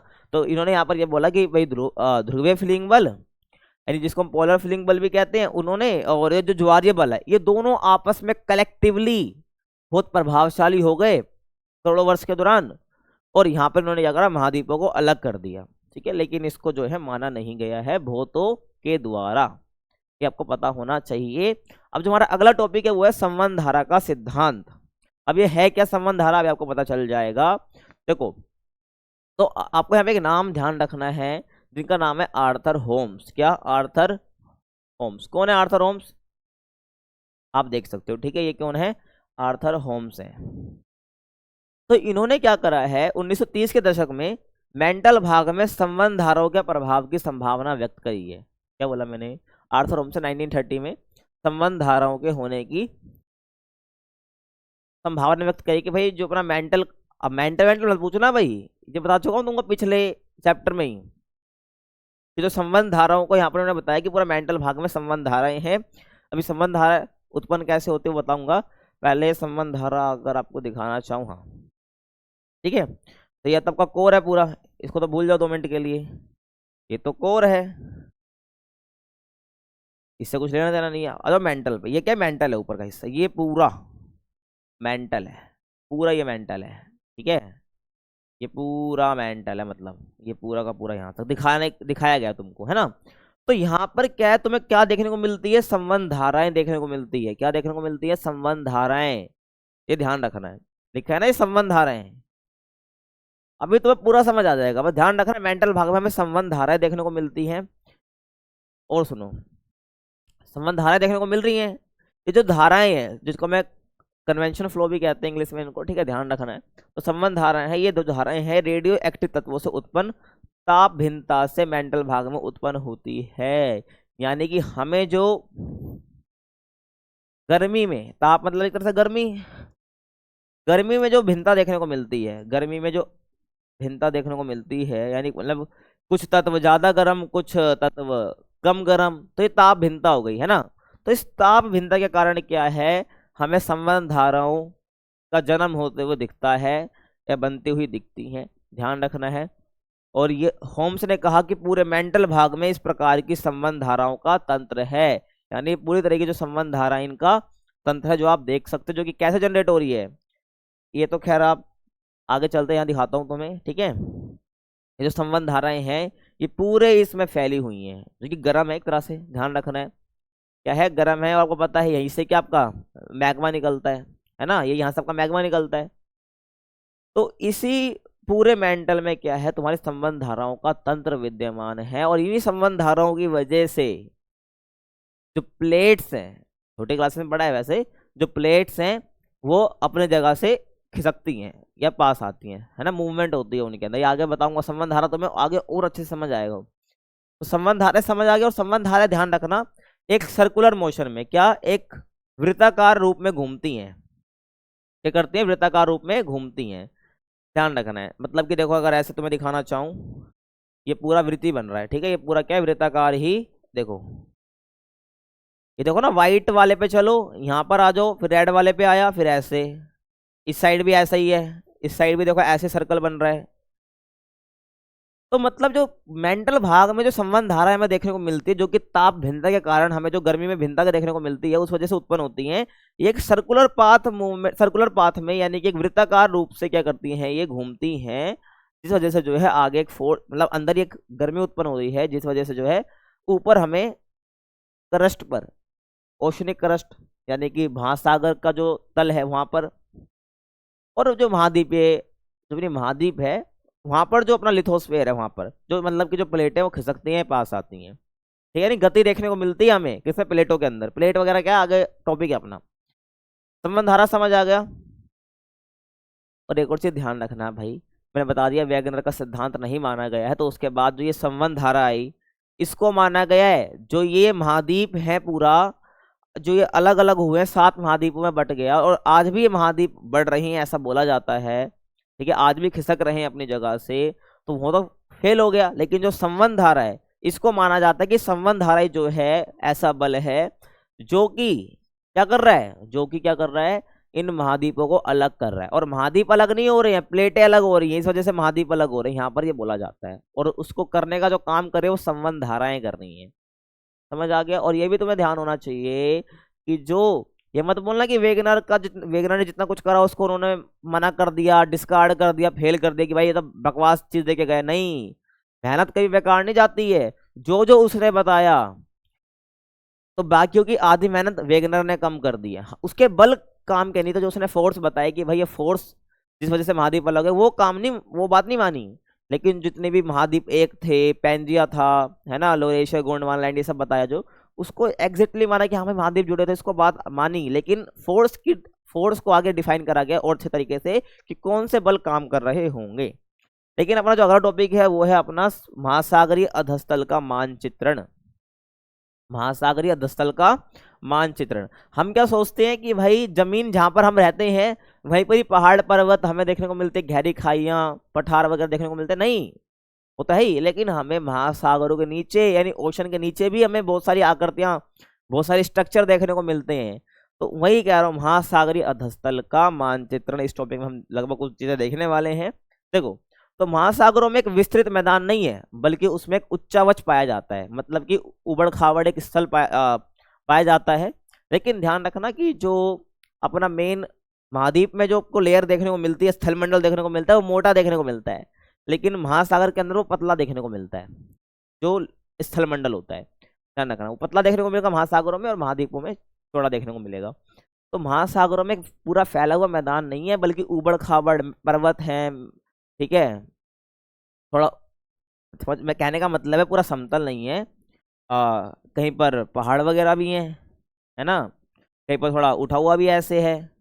तो समझ रहे हो, कहने का मतलब है उच्चावच है, समतल मैदान नहीं है पूरा। ध्यान रखना है। अब यहाँ पर तुम्हें पता होना चाहिए कि सेकेंड वर्ल्ड वॉर के बाद महासागरीय अधस्थल के निरूपण अभियान ने महासागरीय उच्चावच संबंधी विस्तृत जानकारी प्रस्तुत करी। 1912 में वैगनर ने सिद्धांत दे दिया। उसके बाद वर्ल्ड वॉर सेकेंड हुआ। सेकेंड वर्ल्ड वॉर के बाद वापिस अभियान चालू हुआ कि महासागर के नीचे है क्या, इसकी जानकारी इकट्ठी करने की कोशिश करेगा, जो कि हमें विस्तृत जानकारी मिली भी। और जानकारी हमें पता चलता है कि जो महासागर है, महासागर की अधस्थली में, यानी अधस्थली में जलमग्न, जो जल में डूबे हुए हैं, हमें पर्वतीय कटके देखने को मिलती हैं, यानी पर्वत देखने को मिलते हैं, और गहरी खाइयां देखने को मिलती है, यानी कि ट्रेंच देखने को मिलते हैं। गहरी खाइयां मतलब कि ट्रेंच, ठीक है, जो कि महाद्वीपों के किनारों पर स्थित है। महाद्वीप जहाँ पे खत्म, तो वहां से महासागर स्टार्ट, तो महाद्वीपों के किनारों पर हमें गहरी खाइयां, जो कि क्या, महाद्वीपों के किनारों पर आपको देखने को मिल जाती हैं। आगे सब बताऊंगा, ठीक है, ध्यान रखना है। तो बस का ध्यान रखना है कि भाई मानचित्रण करा गया जब महासागरीय अधस्थल का, मतलब कि महासागर के नीचे का अधस्थल, यानी नीचे का, तो हमें पता चला कि समतल मैदान नहीं है, कट पर्वत भी हैं, मतलब पर्वतीय कट के हैं, गहरी खाइयां भी हैं, इस सब की बात करी गई। और यहाँ पर एक उदाहरण रखना है कि जो मध्य महासागरीय कटक है, क्या मध्य महासागरीय कटक है, ये ज्वालामुखी उद्गार के रूप में सबसे अधिक सक्रिय पाई जाती है समुद्र के अंदर। ये मत सोचना कि समुद्र से पानी जो मैग्मा है वो बाहर निकल जाएगा, नहीं, वो अंदर ही रहता है। और ये जो महासागर के नीचे जो इतना भी आपको मैदान वगैरह दिख रहा है, उबड़ खाबड़ जो चीजें दिख रही है, पर्वतीय कटके वगैरह दिख रही हैं, सब इसी मध्य महासागरीय कटक से जो मैग्मा निकलता है उसी से सब चीजें बनती हैं। ये ध्यान रखना, जो क्योंकि पिछले चैप्टर में बताया था ना मैंने आपको कि मैग्मा निकलता है, साइड में फैलता है, तो बहुत सारी आकृतियों का निर्माण होता है, वही चीज है। तो मध्य महासागरीय कटके जो है ज्वालामुखी उद्गार के रूप में सबसे अधिक सक्रिय पाई जाती हैं, एक्टिव पाई जाती हैं समुद्र के नीचे, महासागर के नीचे, है ना। और महासागरों के नितल की चट्टाने जो है, महासागर के अंदर जो चट्टाने देखने को मिलती हैं वो, और महाद्वीप में जो चट्टाने देखने को मिलती है, क्या बोला मैंने कि महासागरों में जो चट्टाने देखने को मिल रही हैं और जो महाद्वीपों में चट्टाने देखने को मिल रही है कॉन्टिनेंट पर, तो पुरानी कौन सी होगी, नई कौन सी होगी। तो जो महासागरों की चट्टाने हैं वो नई होंगी, और जो महाद्वीपों पर चट्टाने पाई जाती हैं वो पुरानी होंगी। सिंपल सी बात आपको ध्यान रखनी है, ठीक है। कुछ इस प्रकार का जो है स्ट्रक्चर हमें देखने को मिलता है महासागर के नीचे। जैसे कि देखो, ये तो सी सरफेस है, ये क्या है, सी सरफेस हो गया, है ना। मतलब जहां से हम बाहर से देखते हैं तो जो हमको पूरा समुद्र दिखता है वो तो सी सरफेस हो गया, तो सी सरफेस हो गया। लेकिन उसके नीचे देखो क्या क्या होता है, कॉन्टिनेंटल शेल्फ होता है ना, कॉन्टिनेंटल स्लोप होता है। इंग्लिश में ध्यान रखो, कोई दिक्कत नहीं है, हिंदी में तो तुम्हें आगे बता दूंगा। ये कॉन्टिनेंटल राइज हो गया, एबेसल प्लेन हो गया। एबेसल प्लेन को हिंदी में बोलते हैं वितलीय मैदान। क्या बोलते हैं, वितलीय मैदान। नाम याद रखना भाई, खतरनाक खतरनाक नाम है, वितलीय मैदान, ठीक है। और ये जो देख रहे हो ये क्या है, गहरी खाइयां, बताया था ना पीछे, ये क्या है, गहरी खाइयां, जिसको इंग्लिश में हम बोलते हैं ओशनिक ट्रेंच। ये हमें समुद्र महासागर के नीचे देखने को मिलता है, ओशन के नीचे देखने को हमें मिलता है, समझ आ गया। और ये वोल्केनिक आइलैंड है, जो कि आपको कई बार आप देखते हो ना समुद्र के ऊपर हमें उठा हुआ दिखता है, जिसको हम बोलते हैं तो द्वीप है। वो इसलिए होता है क्योंकि जो ये आपको वोल्केनिक आइलैंड, मतलब कि ये आपको देखने को मिलता है क्योंकि जो नीचे की आकृति है ना, कई बार इतनी बड़ी हो जाती है वो थोड़ा बाहर निकलती हुई प्रस्तुत होती है, जिसको हम द्वीप समझ लेते हैं, ध्यान रखना है ना। और ये आपका पूरा हो गया है, ये सब चीजें हमें देखने को मिलती है। अब हम इसके बनावट की ही बात करेंगे। मैप की बात कर ली भाई, नीचे क्या क्या होता है, एक समतल मैदान नहीं है, सिंपल सा। अब हम बात कर रहे हैं भाई महासागरीय अधस्थल की बनावट किस प्रकार की है। देखो, तो महासागर के तल को 3 प्रमुख भागों में बांटा जाता है। अगर मैं बात करूं, जो महासागर का तल है उसको 3 मेन भागों में मैंने बांट दिया।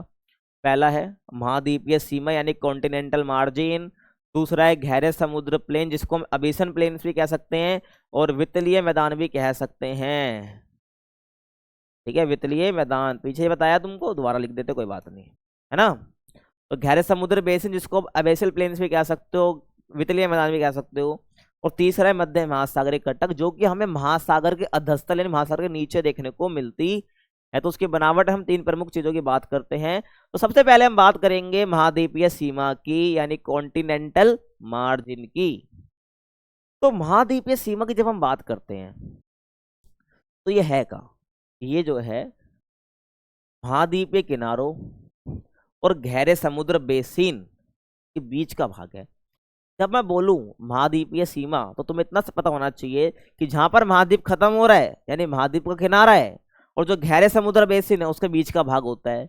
आ जाओ 2 मिनट इधर, ठीक है। क्या बोला मैंने, ये कोस्ट, ये क्या अपना महाद्वीप का किनारा, ये क्या है महाद्वीप का किनारा, ये पूरा हिस्सा, ये वाला पूरा हिस्सा और ये वाला पूरा हिस्सा, ये मिला के पूरा जो अपना बनता है इसको हम बोलते हैं कॉन्टिनेंटल मार्जिन यानी कि महाद्वीपीय सीमा। इसे हमारा क्या क्या दे रखा है कि तुम्हारी बुक में भाई इसके अंदर हम क्या क्या इंक्लूड करते, देख लो। महाद्वीपीय मगन तट, महाद्वीपीय ढाल और महाद्वीपीय उभार और गहरी महासागरीय खाइयां इसमें हम शामिल करते हैं। दोबारा सुनो, महाद्वीपीय मगन तट जो कि अपना ये कॉन्टिनेंटल शेल्फ बोल रहे ना, ये महाद्वीपीय मगन तट है। वो यहाँ पर हमारा महाद्वीप खत्म, कोस्ट दिख रहा है, महाद्वीप खत्म। उसके बाद ये अपना क्या है जो कि बहुत कम गहरा होगा। यहाँ पर गहराई देखो, पानी तो स्टार्ट हो गया है, महासागर स्टार्ट हो गया है, लेकिन थोड़ी कम गहराई देखने को मिलेगी पूरे बाकी के मुकाबले, है ना। तो यहाँ पर जो है इसको बोलते हैं महाद्वीपीय मगन तट। उसके बाद महाद्वीपीय ढाल, ये वाली, इसको हम क्या बोलेंगे, यहाँ से यहाँ तक ये पूरा, मतलब दोबारा समझाता हूँ, ठीक है तुमको। देखो ये तो हो गया महाद्वीपीय मगन तट। ये क्या है, देखो सीधा था, हमें नीचे जाना है, हमें ढाल देखने को मिल रही नहीं, ये वाला, ठीक है। उसको रेड पेन से भी कर देता हूँ, 2 मिनट। ये देखो ये वाला हिस्सा, ये वाला, ये क्या है, महाद्वीपीय ढाल है। उसके बाद बोला गया महाद्वीपीय उभार, यानी ये वाला हिस्सा, ये वाला हिस्सा, ये वाला हिस्सा, ठीक है। इसको बोलते हैं कॉन्टिनेंटल राइज या महाद्वीपीय उभार। और क्या बोलते हैं, और गहरी महासागरीय खाइयां, इसमें नहीं दिखा रखा है लेकिन तुम्हें ध्यान रखना है। इसके बाद जो है यहाँ पर गहरी खाइयां स्टार्ट हो जाती है, जिसको आपको मैं दिखाया था ना, ट्रेंच, ट्रेंच दिखाया था, गहरी खाइयां, ये वाला हिस्सा। तो ये पूरा हिस्सा मिलकर जो है यहाँ से लेकर यहाँ तक का, यहाँ से लेकर यहाँ तक का, इसको हम क्या बोलते हैं, महाद्वीपीय सीमा बोलते हैं। महाद्वीपीय सीमा को हम बोलते हैं। समझ आ गया। और एक और चीज ध्यान रखना है, तुम्हारे मन में सवाल आ रहा होगा, यार ये तो नीचे जाता हुआ दिख रहा है, इसको महाद्वीपीय उभार क्यों बोल रहे हैं। सिंपल देखो, यहाँ पे ढाल है, यहाँ पे ढाल है, ढाल आने के बाद ये नीचे होगा, देखो मतलब ध्यान से ना, ढाल है, यूं होगा, उसके बाद जो ऐसा उभार आ रहा है उसको हम बोल रहे हैं महाद्वीपीय उभार। वही बात है, यहाँ पे ढाल है, यहाँ पे नीचापन आया, फिर ये ऐसा उठता हुआ आया, इसको क्या बोल रहे हैं, महाद्वीपीय उभार बोल रहे हैं। ये एक्चुअल तो जब महासागर नीचे देखोगे जब पता चलेगा, अगर ध्यान रख रहे, इसलिए को महासागरीय उभार, महाद्वीपीय उभार बोल रहे हैं। तो धीरे धीरे आपका महाद्वीप खत्म होता हुआ जाता है, फिर यहाँ से पूरा जो है यहाँ पर महासागर का हिस्सा आ जाता है। स्टार्ट तो यहीं से हो जाता है महासागर का हिस्सा। इसके नाम आपको मैंने बता दिए, पूरा ये ओशन है, और ओशन के नीचे पूरा ये आपको देखने को मिलता है। और जो ये आगे देखने को मिल रहा है ना, इसको हम पता है क्या बोलते हैं, इसको हम बोलते हैं वितलीय मैदान। आगे पता चल जाएगा। आगे आ जाओ, अगला क्वेश्चन, अगला क्वेश्चन कह रहा हूँ, अगला टॉपिक, गहरे समुद्री बेसिन, जो जिसको हम वितलीय मैदान भी बोलते हैं। गहरे समुद्री बेसिन जिसको हम वितलीय मैदान भी बोलते हैं। देखो तो ये विस्तृत मैदान महाद्वीपीय तटों और मध्य महासागरीय कटकों के बीच पाए जाते हैं। क्या बोला मैंने, ये जो गहरे समुद्री बेसिन है जिसको आप वितलीय, तो गहरे समुद्री बेसिन में क्यों बोल रहा हूँ, पहले इसको समझो। क्योंकि ये बहुत गहराई पर देखने को मिलते हैं बाकी चीजों के मुकाबले, चाहे महाद्वीपीय उभार की बात कर लो, मगन तट की बात कर लो, उससे ज्यादा नीचे हमको जो है वितलीय मैदान देखने को मिल रहे हैं, इसलिए हम गहरे समुद्री बेसिन बोल रहे हैं। सिंपल सा है। तो जो मैदान है ये आपको महाद्वीपीय तटों और आपको मध्य महासागरीय कटकों के बीच में देखने को मिलता है। ठीक है, ये क्या है, ये आपका वितलीय मैदान है। ये क्या आपका पूरा वितलीय मैदान है। तो कहाँ कहाँ देखने को मिलता है, महाद्वीपीय तट, यानी पूरा ये हिस्सा ये महाद्वीपीय तट हो गया, ये महाद्वीपीय तट हो गया। और यहाँ पर जो है, और क्या बोला मैंने यहाँ पर, और मध्य महासागरीय कटकों, और यहाँ पर जो होगी भाई, ये आपको आइलैंड देखने को मिल रहा है, लेकिन यहीं पर क्या होती है, मध्य महासागरीय कटक होती है। यहाँ पर ऐसे जो है मध्य महासागरीय कटक होती है। इसके बीच में जो आपको यहाँ पर जो है क्या देखने को मिलता है, वितलीय मैदान देखने को मिलता है, महाद्वीपीय तट और मध्य महासागरीय कटक। ठीक है, ध्यान रखना है। अगर यहाँ पर एक महाद्वीपीय मैदान बना दूं, ठीक है, तो ये पूरा यहाँ पर आपका प्लेन मिल गया, और यहाँ पर जो है, और यहाँ से जो है मैग्मा का बाहर निकलता है। ठीक है, तो ये क्या हो गया आपका गहरे समुद्र बेसिन होगा, जो कि इसके मुकाबले कम गहराई पर देखने को मिलता है। आगे चलें, और वितलीय मैदान वो क्षेत्र है जहां महाद्वीपों से भागकर लाए गए अवसाद इनके तटों से दूर निक्षेपित होते हैं। ठीक है, यही बोला है कि जो वितलीय मैदान वो क्षेत्र है जो कि महाद्वीपों से, जो भाई महाद्वीप का हिस्सा है, पानी ओशन का उधर भी जाता है, महाद्वीपों तक भी जाएगा, है ना भाई। जैसे अब अरब सागर की बात कर लो ना, अरब सागर है, उसका जो तट है, तट पे जाएगा पानी तो भाई बहेगा ही बहेगा ही ना, वहां से भी जो, अब उस तट से जो भी सामान होगा, सामग्री होगी, उसको वापस अपने साथ भागकर लेके आएगा, सीधी सी बात है। तो वितलीय मैदान वही क्षेत्र है जहां से महाद्वीपों से भागकर लाए गए जितने भी अवसाद हैं उसको क्या है, जहां पर निक्षेपित करता है, वो कौन सा मैदान बनता है, आपका वितलीय मैदान बनता है। ध्यान रखना है। आगे चले, अगला जो हमें पढ़ना है मध्य महासागरीय कटक, जो कि मैं पीछे दिखा भी रहा हूँ, बोल भी रहा हूँ, मध्य महासागरीय कटक और अपना महाद्वीपीय तट है, उसके बीच में जो आपको देखने को मिलता है वो आपको वितलीय मैदान देखने को मिलता है। तो मध्य महासागरीय कटक कुछ इस प्रकार का होता है। मध्य महासागरीय कटक कुछ इस प्रकार का होता है। और मध्य महासागरीय कटक कब देखने को मिल रहा है? जब प्लेटें एक दूसरे से दूर जा रही है। एक प्लेट ये रही, एक प्लेट ये रही, दोनों प्लेट एक दूसरे से दूर जा रही है, तो ये जो नीचे का मैग्मा है ये बाहर आके गिर रहा है इस साइड में, और अलग अलग जो है परपट यहाँ पर बना रहा है। ये क्या है? पूरी आपकी मध्य महासागरीय कटक है। इतनी सी मध्य महासागरीय कटक है जो कि क्या है, यहाँ पर मैग्मा गिर रही है, बाहर नहीं निकल रहा है, ध्यान रखना है। तो प्लेट खिसकने से जो है आकृति बन रही है, मध्य महासागरीय कटक ही है।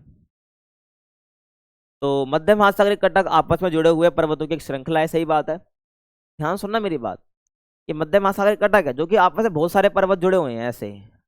और प्लेट जब खिसकती है आपस में, यानी कि ये पर्वत पूरे सब खिसक रहे हैं, पूरी श्रृंखला खिसक रही है, और यहाँ से मैग्मा बाहर निकल रहा है और यहाँ पर फैल रहा है, जिससे जो ये पूरी मध्य महासागरीय कटक एक तरह से फॉर्म होती है।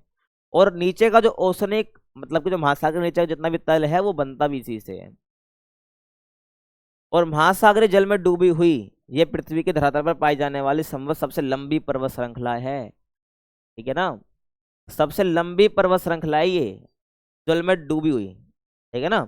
ये पृथ्वी, महासागर जल में डूबी हुई ये पृथ्वी के धरातल पर पाई जाने वाली सबसे लंबी पर्वत श्रृंखला है। आप देख लो, पानी में डूबी हुई है इसलिए, बाकी अगर ये बाहर होती तो ज्यादा यही बड़ी होती।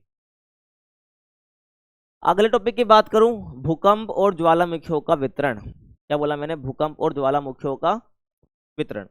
देखो, तो अगर मैं बात करता हूं भूकंप और ज्वालामुखियों का वितरण किस प्रकार से है, भूकंप को पीछे चैप्टर में बताया मैंने, ज्वालामुखी भी बताया मैंने, बताया ना भाई, ठीक है।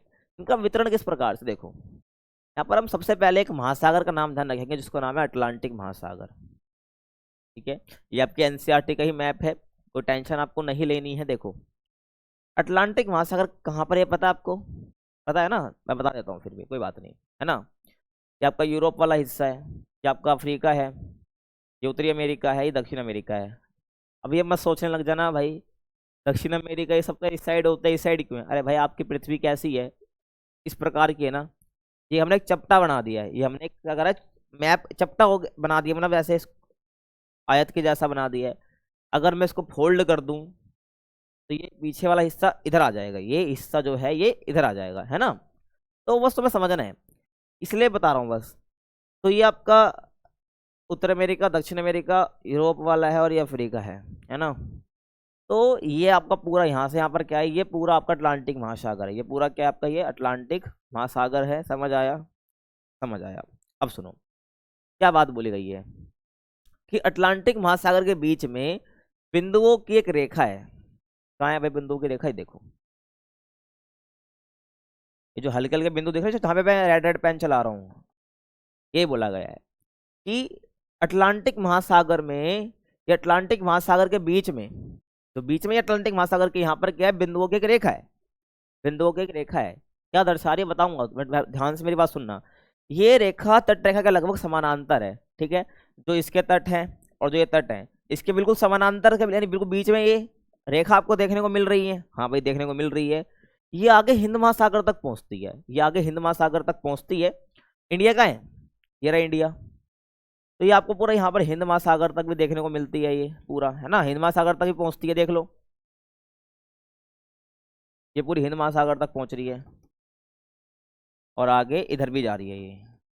यानी तुमने देखा कि अटलांटिक महासागर के बीच से निकली है और हिंद महासागर तक तो पहुंच रही है, ठीक है, लेकिन हिंद महासागर तक पहुंच तो रही है, लेकिन ये जो रेखा ये दो भागों में बट गई, दो शाखाओं में बट गई। आगे ये बताया गया तुम्हें कि जो अटलांटिक महासागर के बीच में जो रेखा आपको देखने को मिल रही है ये दो भागों में बट जाती है, एक इस साइड और एक इस साइड। समझ आ गया? और जो ये डॉट में आपको दिखाया ना रेड रेड पेन से, ये दिखाया गया छिछले भूकंप केंद्र। क्या है ये? छिछले भूकंप केंद्र। क्या है ये भाई? छिछले भूकंप केंद्र, ठीक है। तो छिछले भूकंप केंद्र का मतलब है जहां पर बहुत कम भूकंप आते हैं, ठीक है। छिछले भूकंप केंद्र का मतलब थोड़ा कम भूकंप आते हैं, तो ये वो रेखा है। आगे ये बता रखा है तुम्हें कि भाई दो भागों में बढ़ जाती है। तुम यहाँ पर बड़े मैप में देख लो, अगर तुम्हें वहां नहीं दिख रहा है तो ये पूरी रेखा है, ठीक है। ये जो कि अटलांटिक महासागर के बीच से जाती है, एक शाखा इसकी यहाँ बट गई, एक शाखा इसकी हिंद महासागर की तरफ बट गई है। है ना, बट गई है, जो कि छिछले भूकंप केंद्र को दिखा रही है। आगे सुनो। तो हिंद महासागर में शाखा है, तो भारत के दक्षिण में ये रेखा जो है दो भागों में बट जाती है। एक शाखा तो पूर्वी अफ्रीका की ओर जाती है, एक रेखा तो पूर्वी अफ्रीका की ओर जाती है, और दूसरी शाखा म्यांमार से होकर न्यू गिनी तक पहुंचती है। ठीक है भाई, ये तो मैं दिखाया मैंने। एक शाखा तो कहाँ पहुंच रही है, पूर्वी अफ्रीका की तरफ पहुंच रही है। देख लो, ये आपका पश्चिमी अफ्रीका है, ये क्या है, पश्चिमी अफ्रीका है ये। तो ये निकलती है, एक शाखा इसकी साइड बढ़ गई, एक साइड ये बढ़ गई साइड। तो एक शाखा तो इसकी दक्षिण होकर पूर्वी अफ्रीका की तरफ जा रही है। देखो पूर्वी अफ्रीका, ये क्योंकि पूर्वी अफ्रीका तो ये रहा अपना, ये सब पूर्वी अफ्रीका है। तो एक रेखा तो एक रेखा जो डॉटर वाली है ये पूर्वी अफ्रीका की तरफ जा रही है, और दूसरी ये जो है म्यांमार से होती हुई पूरी जो है कहाँ जा रही है, न्यू गिनी तक जा रही है। मतलब हिंद महासागर में आ गई ना इधर ये, तो ये म्यांमार से होती हुई फिर न्यू गिनी तक ये जाएगी। समझ आ रहा है, ये यहाँ पर बताया गया है। और जो ये रेखाएं हैं ये मध्य महासागरीय कटकों से मेल खाती हैं। ठीक है, किससे मेल खाती है, मध्य महासागरीय कटकों से मेल खाती। क्यों मेल खाती है, क्योंकि यहीं पर ही आपको क्या देखने को मिलती है, मध्य महासागरीय कटक देखने को मिलते हैं। यहाँ पर आपको क्या है, मध्य महासागरीय कटक देखने को मिलते, इसलिए बोला है ये भी जो है मध्य महासागरीय कटकों की रेखा से मेल खाती है। ये रेखा हमने भाई जस्ट बनाई है क्योंकि बताया गया है कि जो ये रेखा हमने बनाई है पूरी, ये क्या है, यहाँ पर छिछले भूकंप केंद्र है। मतलब यहाँ पर बहुत कम भूकंप आते हैं, है ना, ज्यादा भयानक नहीं आते हैं भूकंप।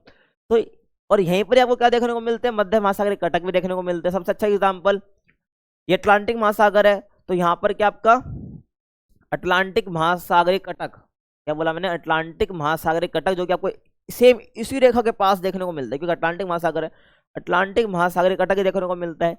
इसलिए बोला गया है कि जो ये है, ये रेखाएं हैं, ये मध्य महासागरीय कटकों के बिल्कुल समान है। समझ आ गया। तो पहला ये केंद्र हो गया, कौन सा केंद्र हो गया, ये भूकंप केंद्र हो गया।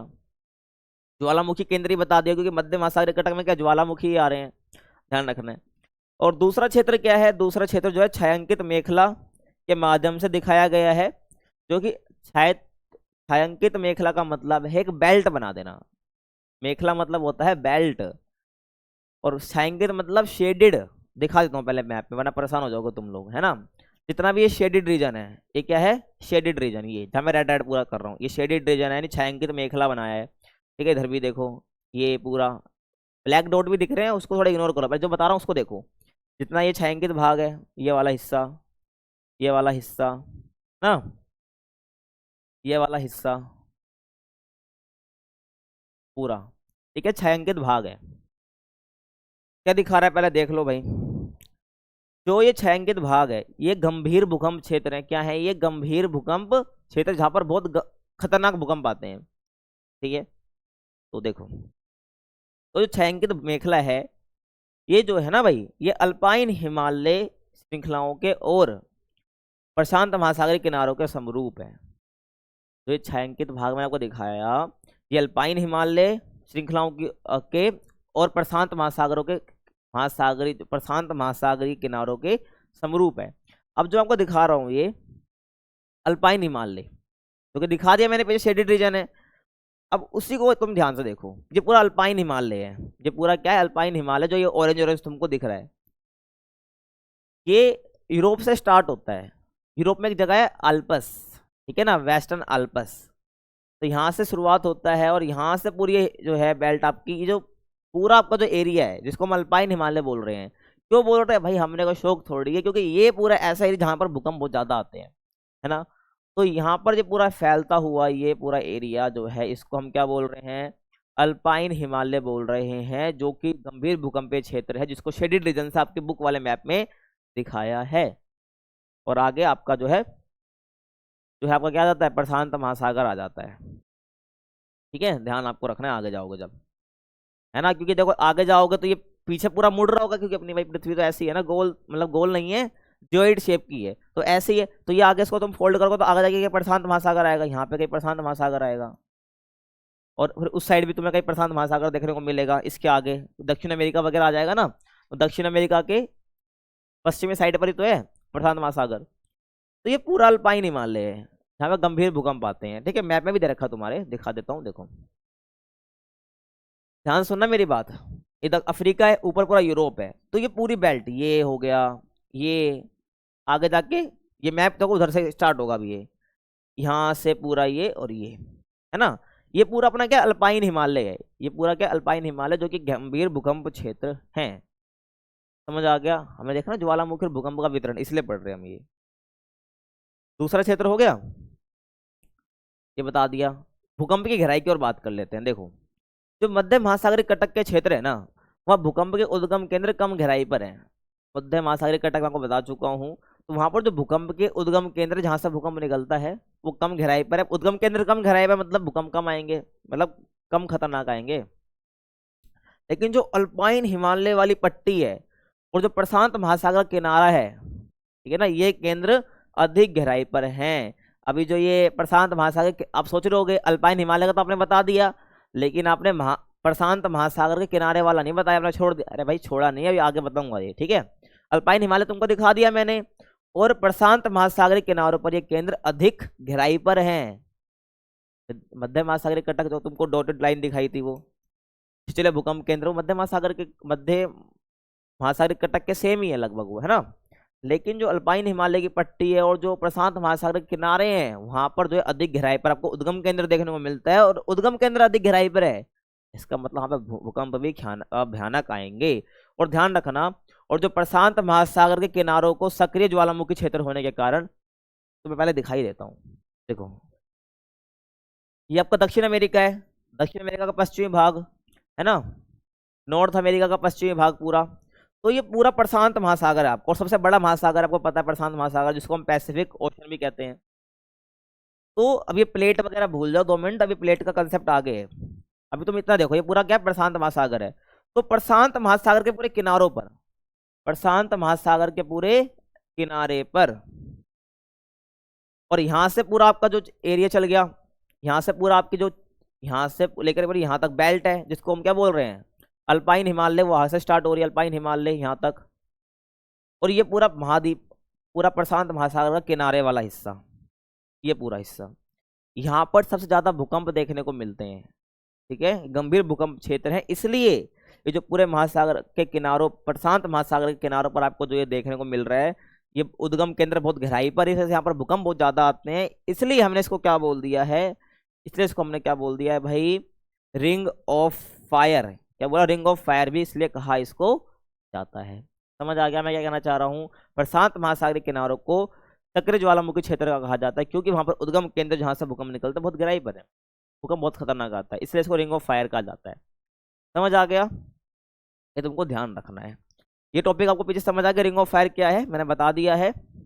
अब जो हमारा अगला टॉपिक है वो है सागरीय अधस्थल का विस्तार, सागरीय अधस्थल का विस्तार, ठीक है भाई। अब इसको देख लो तुम। अब सागरीय अधस्थल के विस्तार की बात करता हूं तो तुम्हें क्या समझ आ रहा है।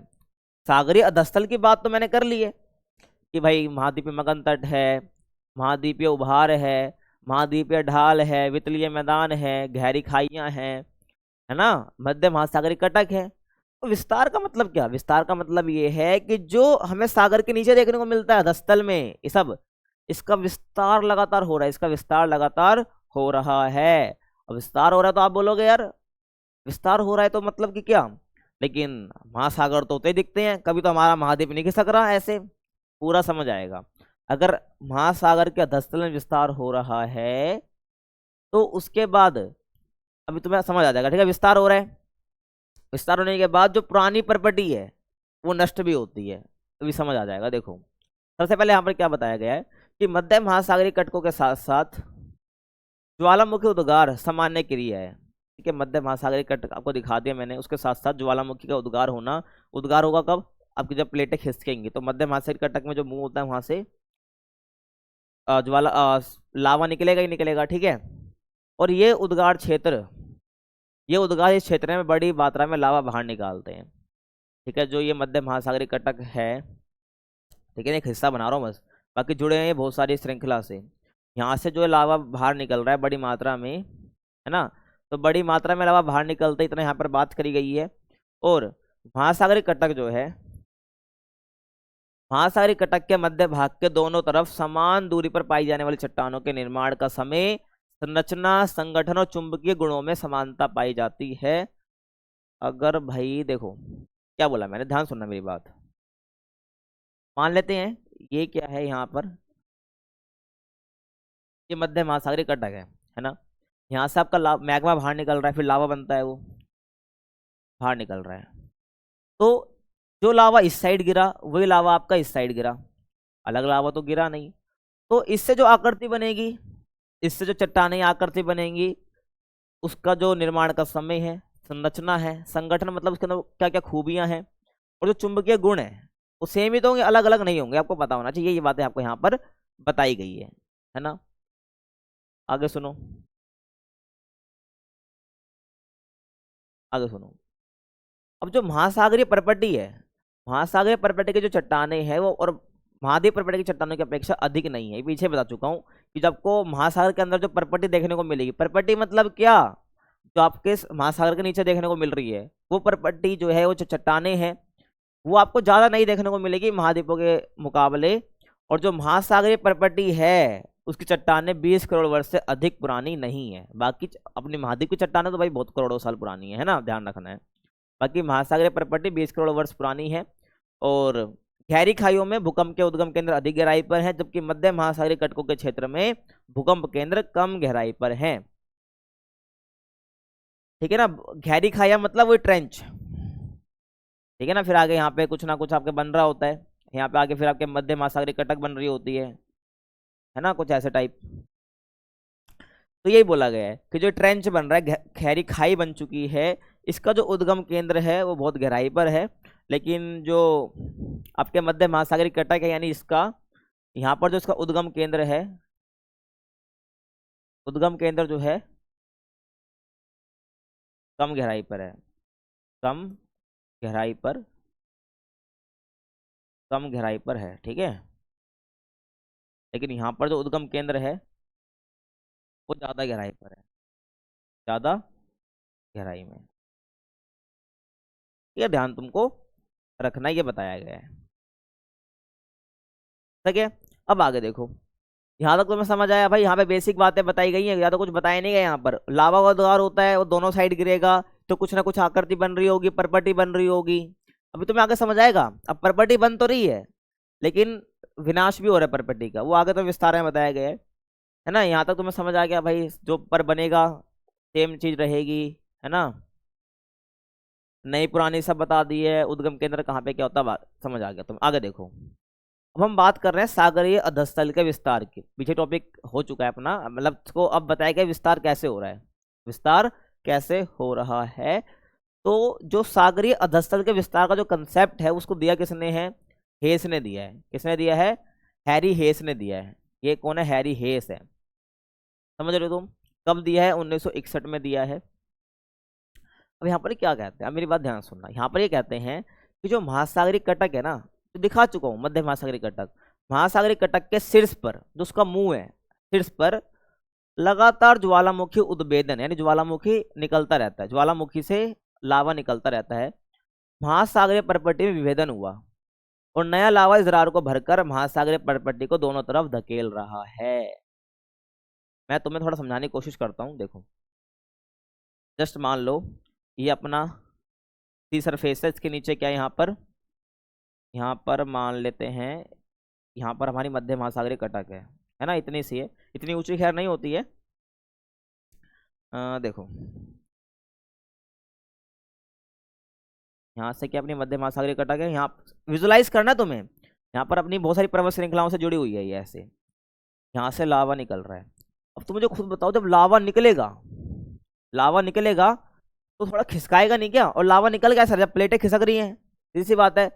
तो यहाँ से प्रेशर बन रहा है नीचे से, यहाँ से क्या बन रहा है, लावा बाहर निकलेगा, मैग्मा बाहर निकलेगा तो प्रेशर लगता है, और प्रेशर निकलेगा तो यहाँ पर दरारें पड़ जाती है। यहाँ पर मान लो कुछ दरारें पड़ गई, यहाँ पर मैं लाइन लगा रहा हूँ, यहाँ पर कुछ दरारें पड़ गई, दिख रहा है तुम्हें। यहाँ पर अगर मैं थोड़ा और बड़ा बना देता हूँ यार, ठीक है। देखो मान लेते हैं ये क्या अपने मध्य महासागरीय कटक है, यहाँ से जब लावा बाहर निकल रहा है तो बहुत प्रेशर पड़ रहा है, बहुत, यहाँ से लावा बाहर निकलने की कोशिश तो कर रहा है, गिरेगा यहाँ पर, और बहुत प्रेशर पड़ रहा है। प्रेशर पड़ने के कारण क्या हो रहा है, यहाँ पर दरारें पड़ जा रही है, यहाँ पर दरारें पड़ जा रही हैं। तो लाइन बनाई है, दरारें समझ लो, यहाँ पर क्या ये दरार पड़ गई है, यहाँ पर दरार पड़ गई है, पड़ गई ना भाई, दरार पड़ गई है। इस साइड भी ऐसे हो जाएगा, दरारें पड़ गई हैं। अब दरारें पड़ने के कारण क्या हो रहा है, जहां से जो लावा निकलेगा वो इन दरारों को भर देगा, इससे जो लावा निकलेगा वो इन दरारों को भर देगा, ठीक है, इन दरारों को भर देगा। अब तुम मुझे खुद बताओ, जब दरारें यहाँ पर भरेंगे, दरारों के अंदर ये मैग्मा जाएगा अपनी जगह बनाएगा, तो इसको इधर फेंकेगा, इस वाली दरार का जो ये वाला हिस्सा है इसको इधर फेंकेगा, इस वाले दरार का जो हिस्सा है इसको इधर फेंकेगा, और ये ऐसे खिसकता रहेगा और ठंडा हो जाएगा, फिर जम जाएगा यहीं पर ही, है ना। तो ऐसे खिसकेगा, ये इस साइड खिसकेगा, तो समझ रहे हो, इस साइड भी खिसक रहा है, इस साइड भी खिसक रहा है, इस साइड से इधर भी खिसक रहा है, इधर भी। तो ये हमें क्या देखने को मिल रहा है, इससे हमें विस्तार देखने को मिल रहा है, किसका, सागरीय अधस्तल का। समझ आ गया, यहाँ पर यही बोला है कि शीर्ष पर लगातार ज्वालामुखी उद्भेदन होता है, जिससे महासागरीय परपटी में विभेदन होता है। जो महासागरीय क्रस्ट है, ये वाली पूरी महासागरीय क्रस्ट है, इसमें भी विभेदन यानी दरार पड़ जाती है, और इस महासागरीय परपटी को दोनों तरफ धकेल रहा है, जो लावा इस दरार के अंदर घुस रहा है। समझ आ रहा है। और महासागर में विस्तार से दूसरे महासागर के नाश सिकुड़ने पर हेस ने महासागरीय परपटी के क्षेपण की बात कही है। अब तुम खुद सोचो ना, यहाँ पर अगर ऐसे विस्तार लगातार होता रहेगा, मैंने तुम्हें जो दिखाया भाई, इधर भी खिसक रहा है, इधर भी खिसक रहा है, इधर का ठीक है, इधर खिसक रहा है, तो यहाँ पर लोगों के मन में ये सवाल आएगा ना, अगर भाई महासागर के अंदर जो स्थल है वो इतना खिसक रहा है, तो महाद्वीप क्यों नहीं सिकुड़ रहे, या महासागर क्यों नहीं सिकुड़ रहे। तो भाई महासागर में विस्तार से दूसरे महासागर के नाश सिकुड़ने पर, क्योंकि जब एक महासागर की तरफ चट्टानें ऐसे खिसक रही हैं, परपटी खिसक, दरारें खिसक रही हैं, तो दूसरा महासागर ऐसे कम क्यों नहीं हो रहा। अगर तुम खुद बताओ ना, हम क्या करते हैं, एक डेस्क है, बच्चे तुम क्या करते हो स्कूल में, एक डेस्क है, वहां पर एक बच्चा बैठा हुआ है, एक बच्चा बगल में बैठा हुआ, तुम्हारे बीच में कोई आ जाता है, तुम्हारे बीच में कोई आ जाता है ना, तो दूसरा बच्चा गिर जाता है ना, इसका मतलब दूसरे बच्चे की जगह खत्म।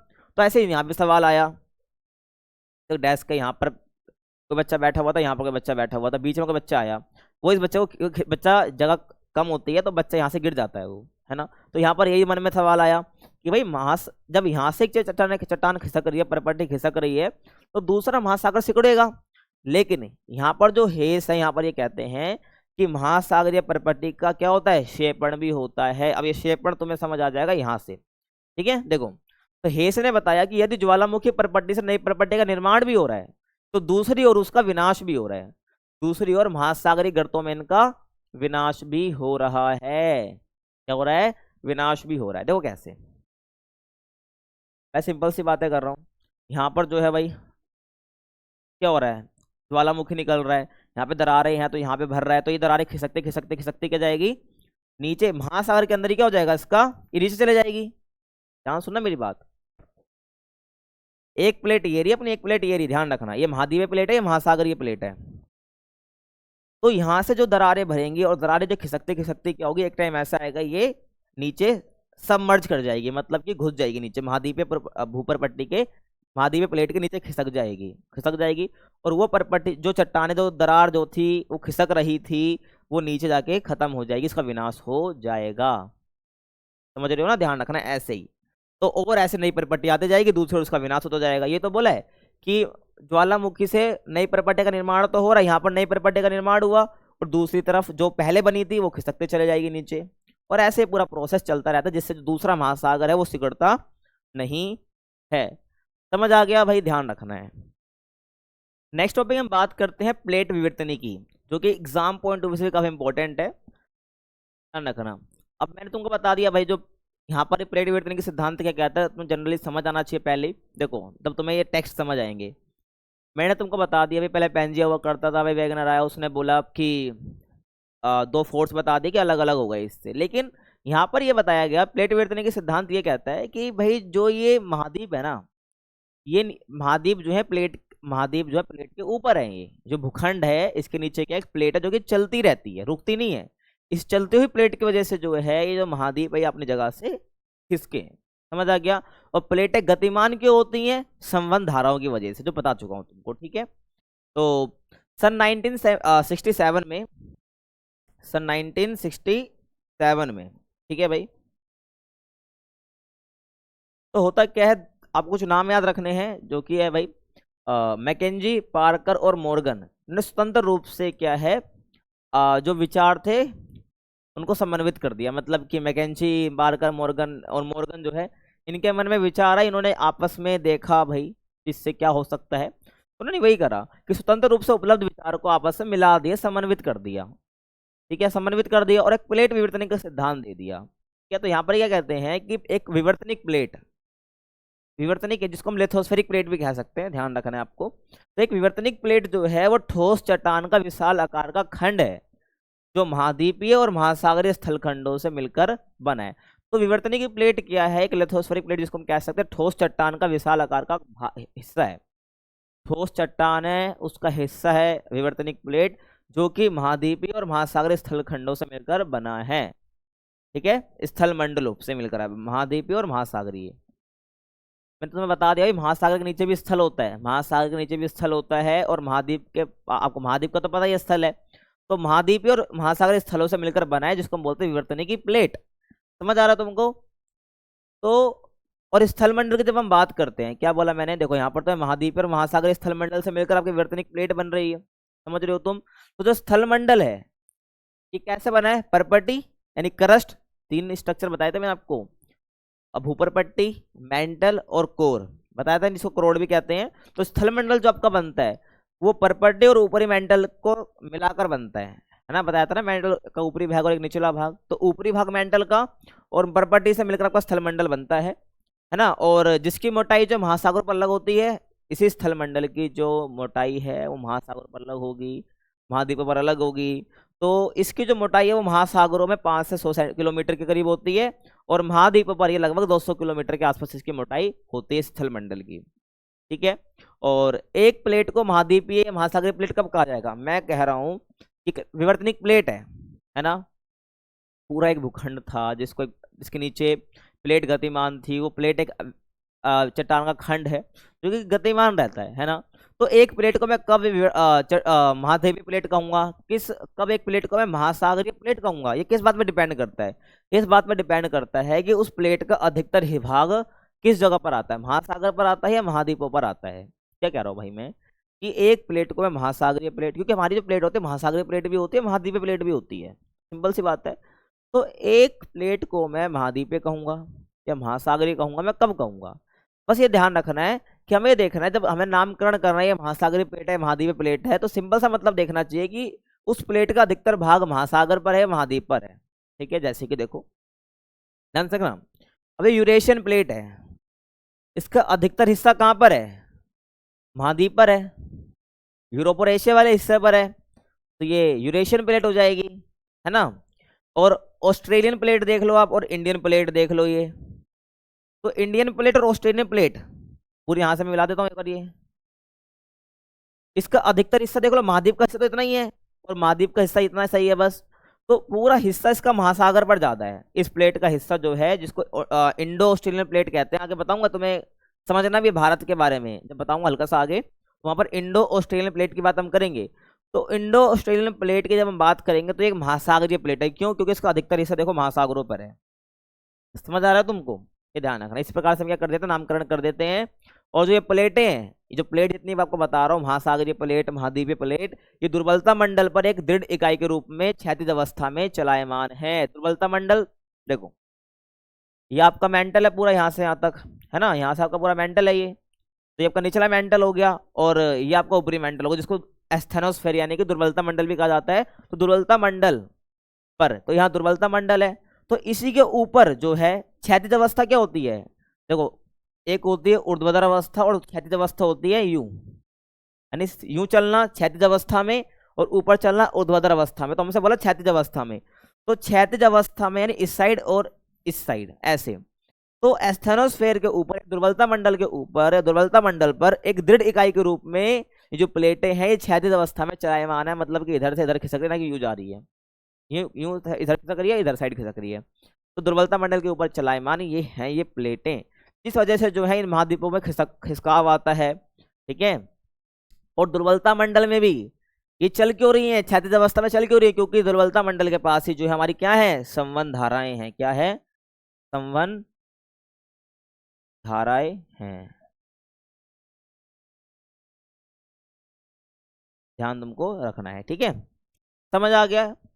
और दिखा चुका हूँ ये संवहन धारा आपको, ठीक है? 2 मिनट रुक जाओ, ये संवहन धाराएं दिखा चुका हूँ, ठीक है? ध्यान रखना है। बता चुका हूँ उसके बारे में। तो कुछ बड़ी प्लेटें देख लो भाई, ये आपके मैप में प्लेट्स वगैरह आ जाती है दिखाने के लिए, आपको पता होनी चाहिए कौन सी प्लेट कहाँ पर है। तो ये आपकी महत्वपूर्ण बड़ी प्लेट है, जैसे कि अंटार्कटिक प्लेट है, उत्तरी अमेरिकी प्लेट है, दक्षिण अमेरिकी प्लेट है, प्रशांत महासागरीय प्लेट है। अब देख लो प्लेट में का नाम भी कैसे हो रहा है, उसका नाम वही होगा वो जिस महासागर में ज्यादा आ रही है या महाद्वीप पर ज्यादा आ रही है। जैसे अंटार्कटिक प्लेट है, महाद्वीपीय प्लेट है, उत्तरी अमेरिकी महाद्वीपीय प्लेट है, दक्षिण अमेरिकी महाद्वीपीय प्लेट है, प्रशांत महासागरीय प्लेट जो कह रहे हैं क्योंकि उसका अधिकतर हिस्सा प्रशांत महासागर पर आ रहा है।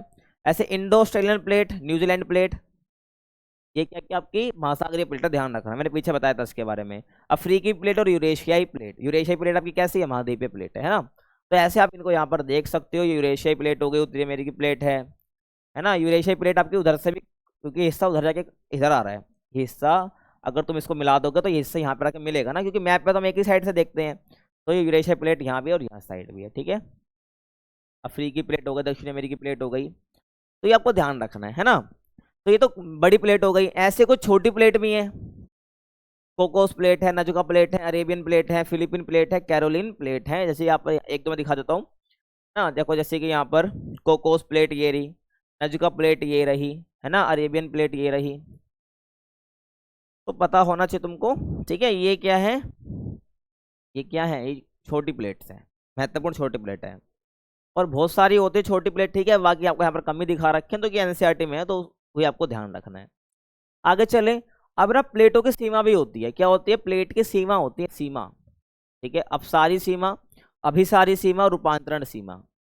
विवर्तनिक प्लेट पढ़ लेना, मैंने बोला महाद्वीप अलग अलग हुए हैं, संबंध धारा की वजह से हुए हैं, तो प्लेट आपस में खिसक रही है, पास आ रही है, इस वजह से पास आ रही है। क्या होगा, दूर जा रही, क्या होगा, अगर दो प्लेट आपस में खिसक जा रही हैं तो क्या होगा, तो अलग अलग सीमाएं उनको हम कहते हैं। देखो जैसे कि प्लेट है, अब मान लो अंटार्कटिक प्लेट उत्तरी अमेरिका से आपस में टकरा रही है या दूर जा रही है, तो ऐसे में क्या होगा, तो वो सब सीमाएं बनती है, तो उसकी बात मैं बताने वाला हूँ। देखो तो पहली अपसारी सीमा, जिसको हम बोलते हैं डाइवर्जेंट बाउंड्रीज, क्या बोलते हैं, डाइवर्जेंट बाउंड्रीज, यानी कि अपसारी सीमा। इसमें क्या होता है कि अपसारी सीमा में कब किसको कहेंगे अपसारी सीमा, जब दो प्लेट एक दूसरे से अपोजिट डायरेक्शन यानी विपरीत दिशा में अलग हटती हैं और वहां पर नई प्रॉपर्टी का निर्माण होता है, उन्हें अपसारी प्लेट कहा जाता है, ध्यान रखना, और अपसारी सीमा कहा जाता है, ध्यान रखना। देखो अपसारी सीमा कहा जाता है,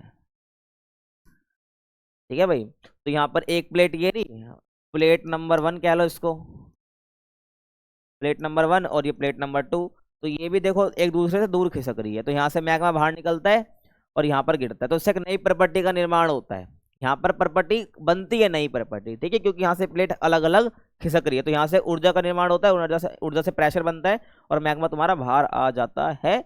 और is example of mid oceanic ridges, आप पीछे बता चुका हूँ।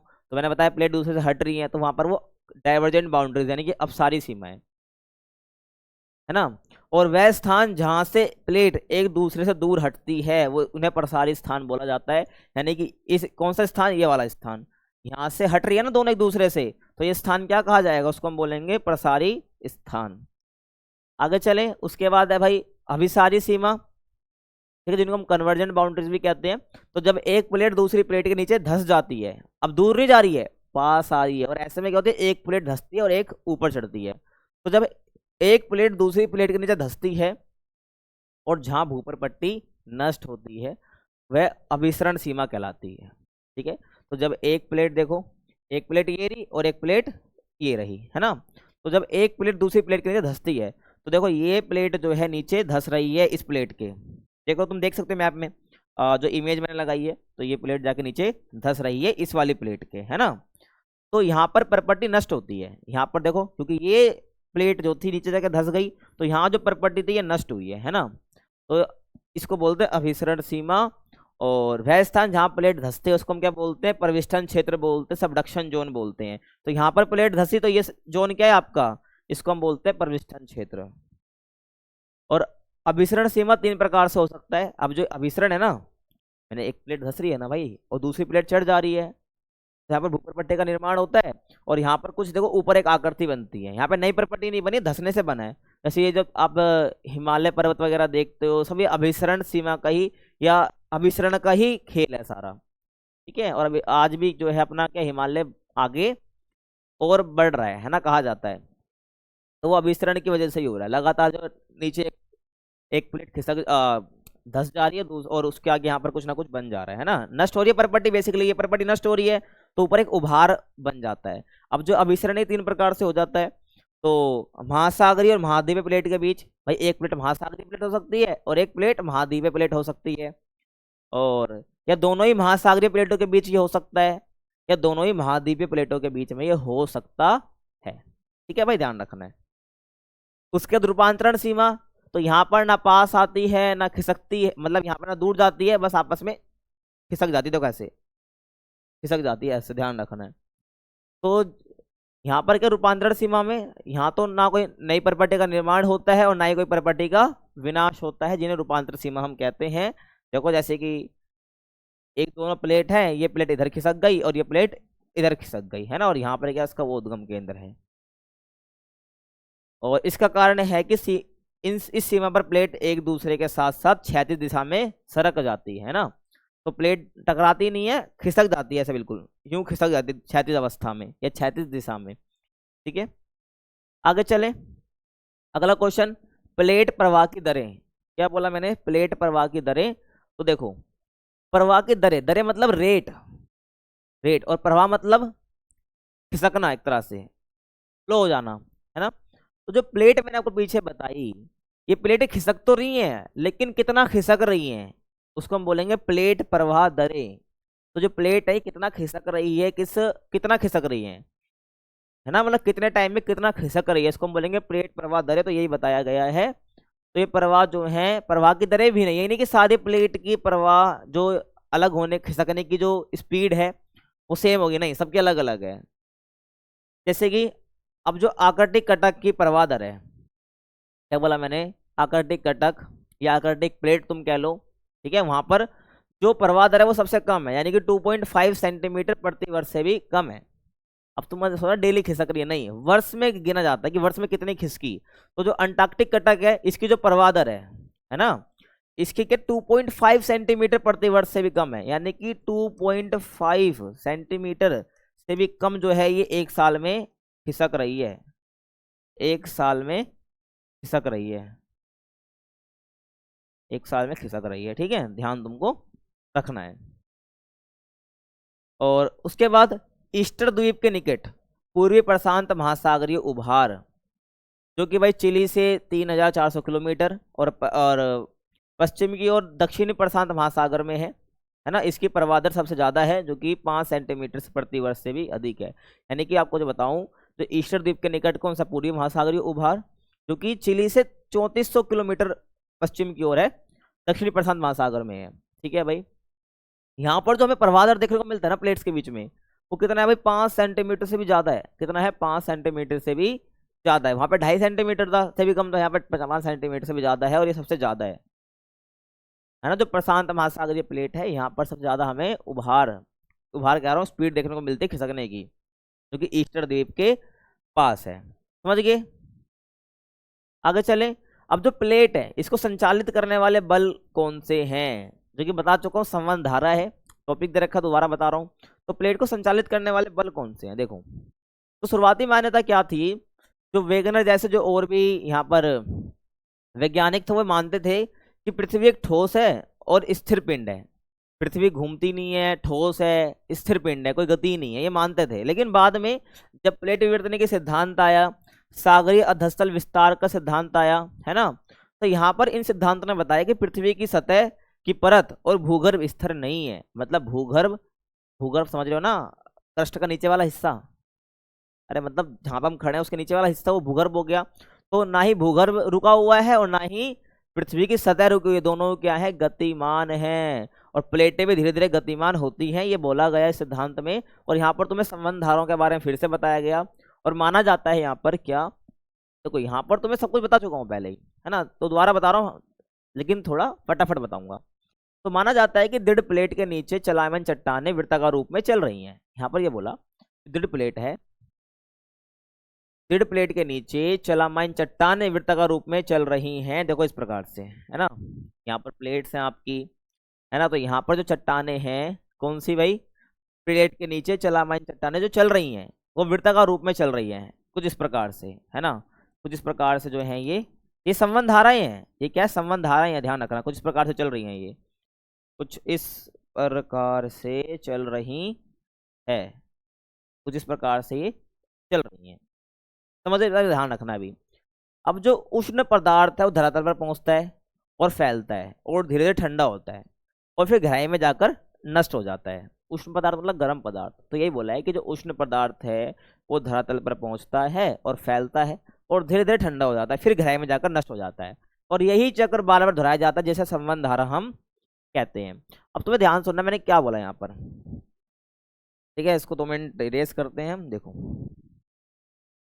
ये जो संबंध धारा है यहाँ से चलेगी और यहाँ पर बहुत सारी क्या है आपको देखने को मिलती हैं, पदार्थ जो है, उष्ण पदार्थ, जो चट्टाने तुम कह सकते हो, चलायमान चट्टाने जो कि आपको यहाँ पर देखने को मिल रही हैं। यहाँ पर चट्टाने देखने को मिल रही हैं, लेकिन जो कि पिघली अवस्था में है। किसमें, जो कि पिघली अवस्था में है। तो वो जो संबंध धाराएं हैं ये इसको ऐसे अपने साथ घुमाती हैं, फिर धीरे धीरे ठंडी भी होती है, फिर वापस यहाँ मिलती है, फिर वापस गर्म होगी और ये चलता रहेगा पूरा। ये चक्र जो है चलता ही रहेगा। देखो जैसे कि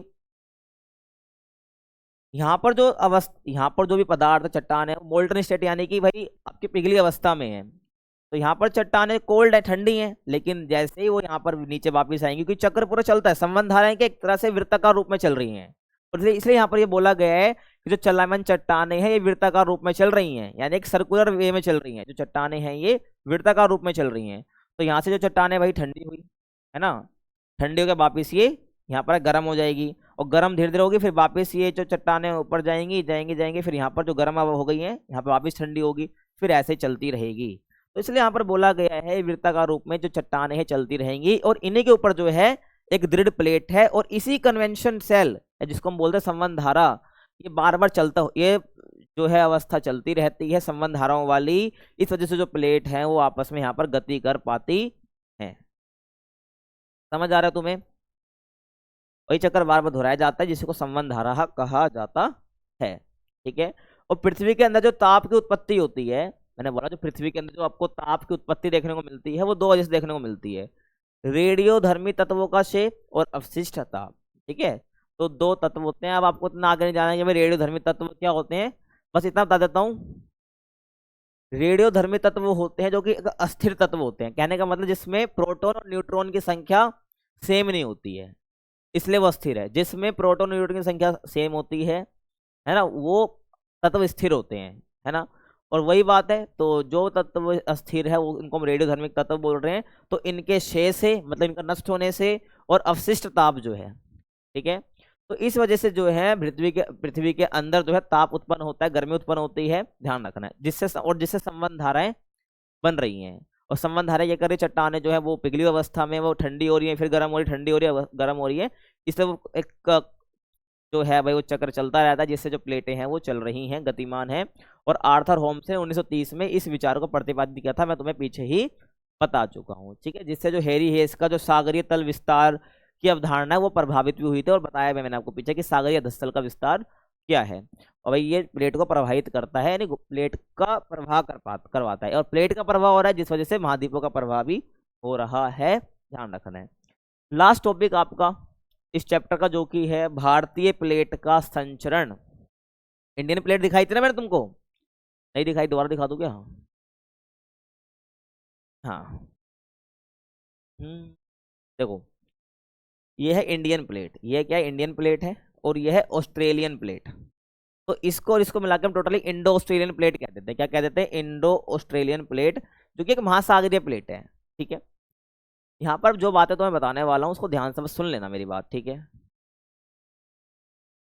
देखो भारतीय प्लेट ना एक प्रमुख टेक्टोनिक प्लेट है, वो तो हमें भी पता है कि भारतीय प्लेट क्या एक टेक्टोनिक प्लेट है, जिसमें दक्षिण एशिया का अधिकांश भाग और हिंद महासागर का एक हिस्सा शामिल है। अगर मैं बोलता हूँ भारतीय प्लेट, ठीक है, एक टेक्टोनिक प्लेट है जिसमें दक्षिण एशिया का अधिकांश भाग आता है, साउथ एशिया का, और हिंद महासागर का एक हिस्सा आता है इस प्लेट के अंदर पूरा, और ये बड़ी इंडो ऑस्ट्रेलियन प्लेट का हिस्सा है। तो जो भारतीय प्लेट है, 2 मिनट, अरे भाई हाँ, देखो ये इंडियन प्लेट, तो इसके अंदर भाई साउथ एशिया का हिस्सा और दक्षिण एशिया का हिस्सा और हिंद महासागर का एक हिस्सा आता है, और ये पूरा ही आपका जो है ये एक इंडो ऑस्ट्रेलियन प्लेट का हिस्सा है, जो कि बड़ा हिस्सा हो गया, इंडो ऑस्ट्रेलियन प्लेट का हिस्सा है। समझ आया भाई तुम्हें इतना जो मैं कहना चाह रहा हूँ? और भारतीय प्लेट प्राचीन महाद्वीपीय गोंडवाना का हिस्सा, तो मैं बता चुका हूँ कि लोरेशिया उत्तर भाग में बटा, गोंडवाना दक्षिण में आया, है ना, दक्षिण हिस्सा गोंडवाना कहलाया। तो जो भारतीय प्लेट है वो गोंडवाना लैंड का हिस्सा है, ये तुम्हें पता होना चाहिए, है ना भाई। प्लेट गोंडवाना लोरेशिया, इसमें बहुत सारी प्लेटें मिक्स हैं, और प्लेटें चलायमान है, प्लेटें चल रही हैं, इसलिए लोरेशिया और हिस्सों में बट गया, गोंडवाना कुछ हिस्सों में बट गया। तो गोंडवाना, भारतीय प्लेट गोंडवाना का हिस्सा थी, और ये गोंडवाना से अलग होना शुरू हो गई। ये भारतीय प्लेट है, ये गोंडवाना लैंड से या गोंडवाना से अलग होना स्टार्ट हो गई, और भारतीय प्लेट प्रति वर्ष लगभग 15 से 20 सेंटीमीटर गति से उत्तर की ओर बढ़ रही थी। अभी अवस्था दिखाऊंगा कि जो भारतीय प्लेट है वो हर साल, इसको हम प्लेट प्रवाह की दरें कहते हैं, है ना। तो भारत जैसा आप देखते हो आज, वो कैसे बना है, भारतीय प्लेट के संचरण से बना है ना। वो संचरण कैसे हो रहा है, कैसे बढ़ रही है, वो 15 से 20 सेंटीमीटर गति से बढ़ रही है, और गति किस साइड हो रही है, अपनी अवस्था से उत्तर की साइड हो रही है। दिखाऊं तुम्हें, ये देखो, ये अपनी इंडियन प्लेट है, और ये जो है लगातार 15 से 20 सेंटीमीटर प्रति वर्ष उत्तर की ओर खिसक रही है। पहले यहाँ आई, फिर यहाँ पर आके, फिर अपने यहाँ पर आके ये जुड़ गई। और कहाँ पे जुड़ी, यूरेशियन प्लेट, अरे यूरोप और एशिया को मिला के यूरेशिया कहते हैं, तो यूरेशियन प्लेट, ठीक है, जहाँ पे यूरोप और एशिया, एशिया कुछ भाग और यूरोप का हिस्सा मिलता है, तो इसको यूरेशियन प्लेट कह रहे हैं। जब आप देख रहे हो, तो जो ये इंडियन प्लेट है जाकर ये यूरेशियन प्लेट से टकराई, और जहाँ यहाँ पर आपको क्या है भाई, क्या देखने को मिलता है, हिमालय देखने को मिला, तिब्बत का पठार वगैरह ये सब आपको देखने को मिला, है ना। तो ये आज का हमारा वर्तमान भारत है, यहाँ पर ये सब बताया गया है। तो भारतीय प्लेट यूरेशियन प्लेट से टकराई थी, है ना, और ये टकराव जारी है, और इसके कारण हिमालय तिब्बती पठार बने हैं। और भारतीय प्लेट की गति का सबसे महत्वपूर्ण प्रभाव हिमालय पर्वत श्रृंखला का निर्माण होना, और जो टकराव के जारी रहने इस पर लगातार बढ़ती रहती है, और ये प्रभाव आज भी जारी है, तुमको पता होना चाहिए। देख सकते हो कि प्रारंभिक भारत ऐसे कर करके इसकी 15 से 20 सेंटीमीटर की 15 से 20 सेंटीमीटर खिसक रही थी हर साल उत्तर की ओर। तो काफी टाइम लगा ना खिसकने में, 15 से 20 सेंटीमीटर हर साल होता था, तो काफी करोड़ों वर्ष पहले देखो, 7.1 करोड़ वर्ष पूर्व, 5.5 करोड़ वर्ष पूर्व यहाँ पर आ गई, और यहाँ पर हमारा विषुवत वृत्त है, भूमध्य रेखा है, फिर यहाँ तक आ गई, फिर उसके बाद 3.8 करोड़ वर्ष पूर्व यहाँ पर पहुंच गई, फिर 1 करोड़ वर्ष पूर्व यहाँ पर आ गई, और लास्ट में फिर यहाँ पर आ गई, जो कि हमारा वर्तमान का भारत है। और आज के टाइम पे ये सारी प्लेट्स हैं, आपको पता है, और इंडो ऑस्ट्रेलियन प्लेट का हिस्सा होकर यहाँ से जो है अपना धीरे उत्तर की साइड खिसकते चलेगी 15-20 सेंटीमीटर की गति से। ठीक है भाई, तो यहाँ पर जो है अपना इंडिया बन गया। भारतीय प्लेट का संचरण किस प्रकार से मैंने आपको बता दिया है, किस गति से हो ये बता दिया, जो कि एमसीक्यू में आ सकता है। तो यहाँ पर जो आपका चैप्टर है फिनिश होता है। आई होप तुमको समझ आया होगा, कुछ डाउट नहीं होगा, कुछ डाउट है कमेंट कर देना, पता चल जाएगा, या डाउट को सॉल्व कर दिया जाएगा। बाकी चैप्टर समझ आया या नहीं आया कमेंट में हम सबके साथ जरूर बता देना। बाकी और अगला चैप्टर कौन सा कराऊं, सेकंड बुक का कराऊं, फर्स्ट बुक का कराऊं, ये भी कमेंट में जरूर बता देना। बाकी वीडियो पसंद आई तो चैनल को लाइक करना है, शेयर करना है, सब्सक्राइब करना है। मिलते हैं आपसे अगली वीडियो में, तब तक के लिए थैंक्स फॉर वॉचिंग।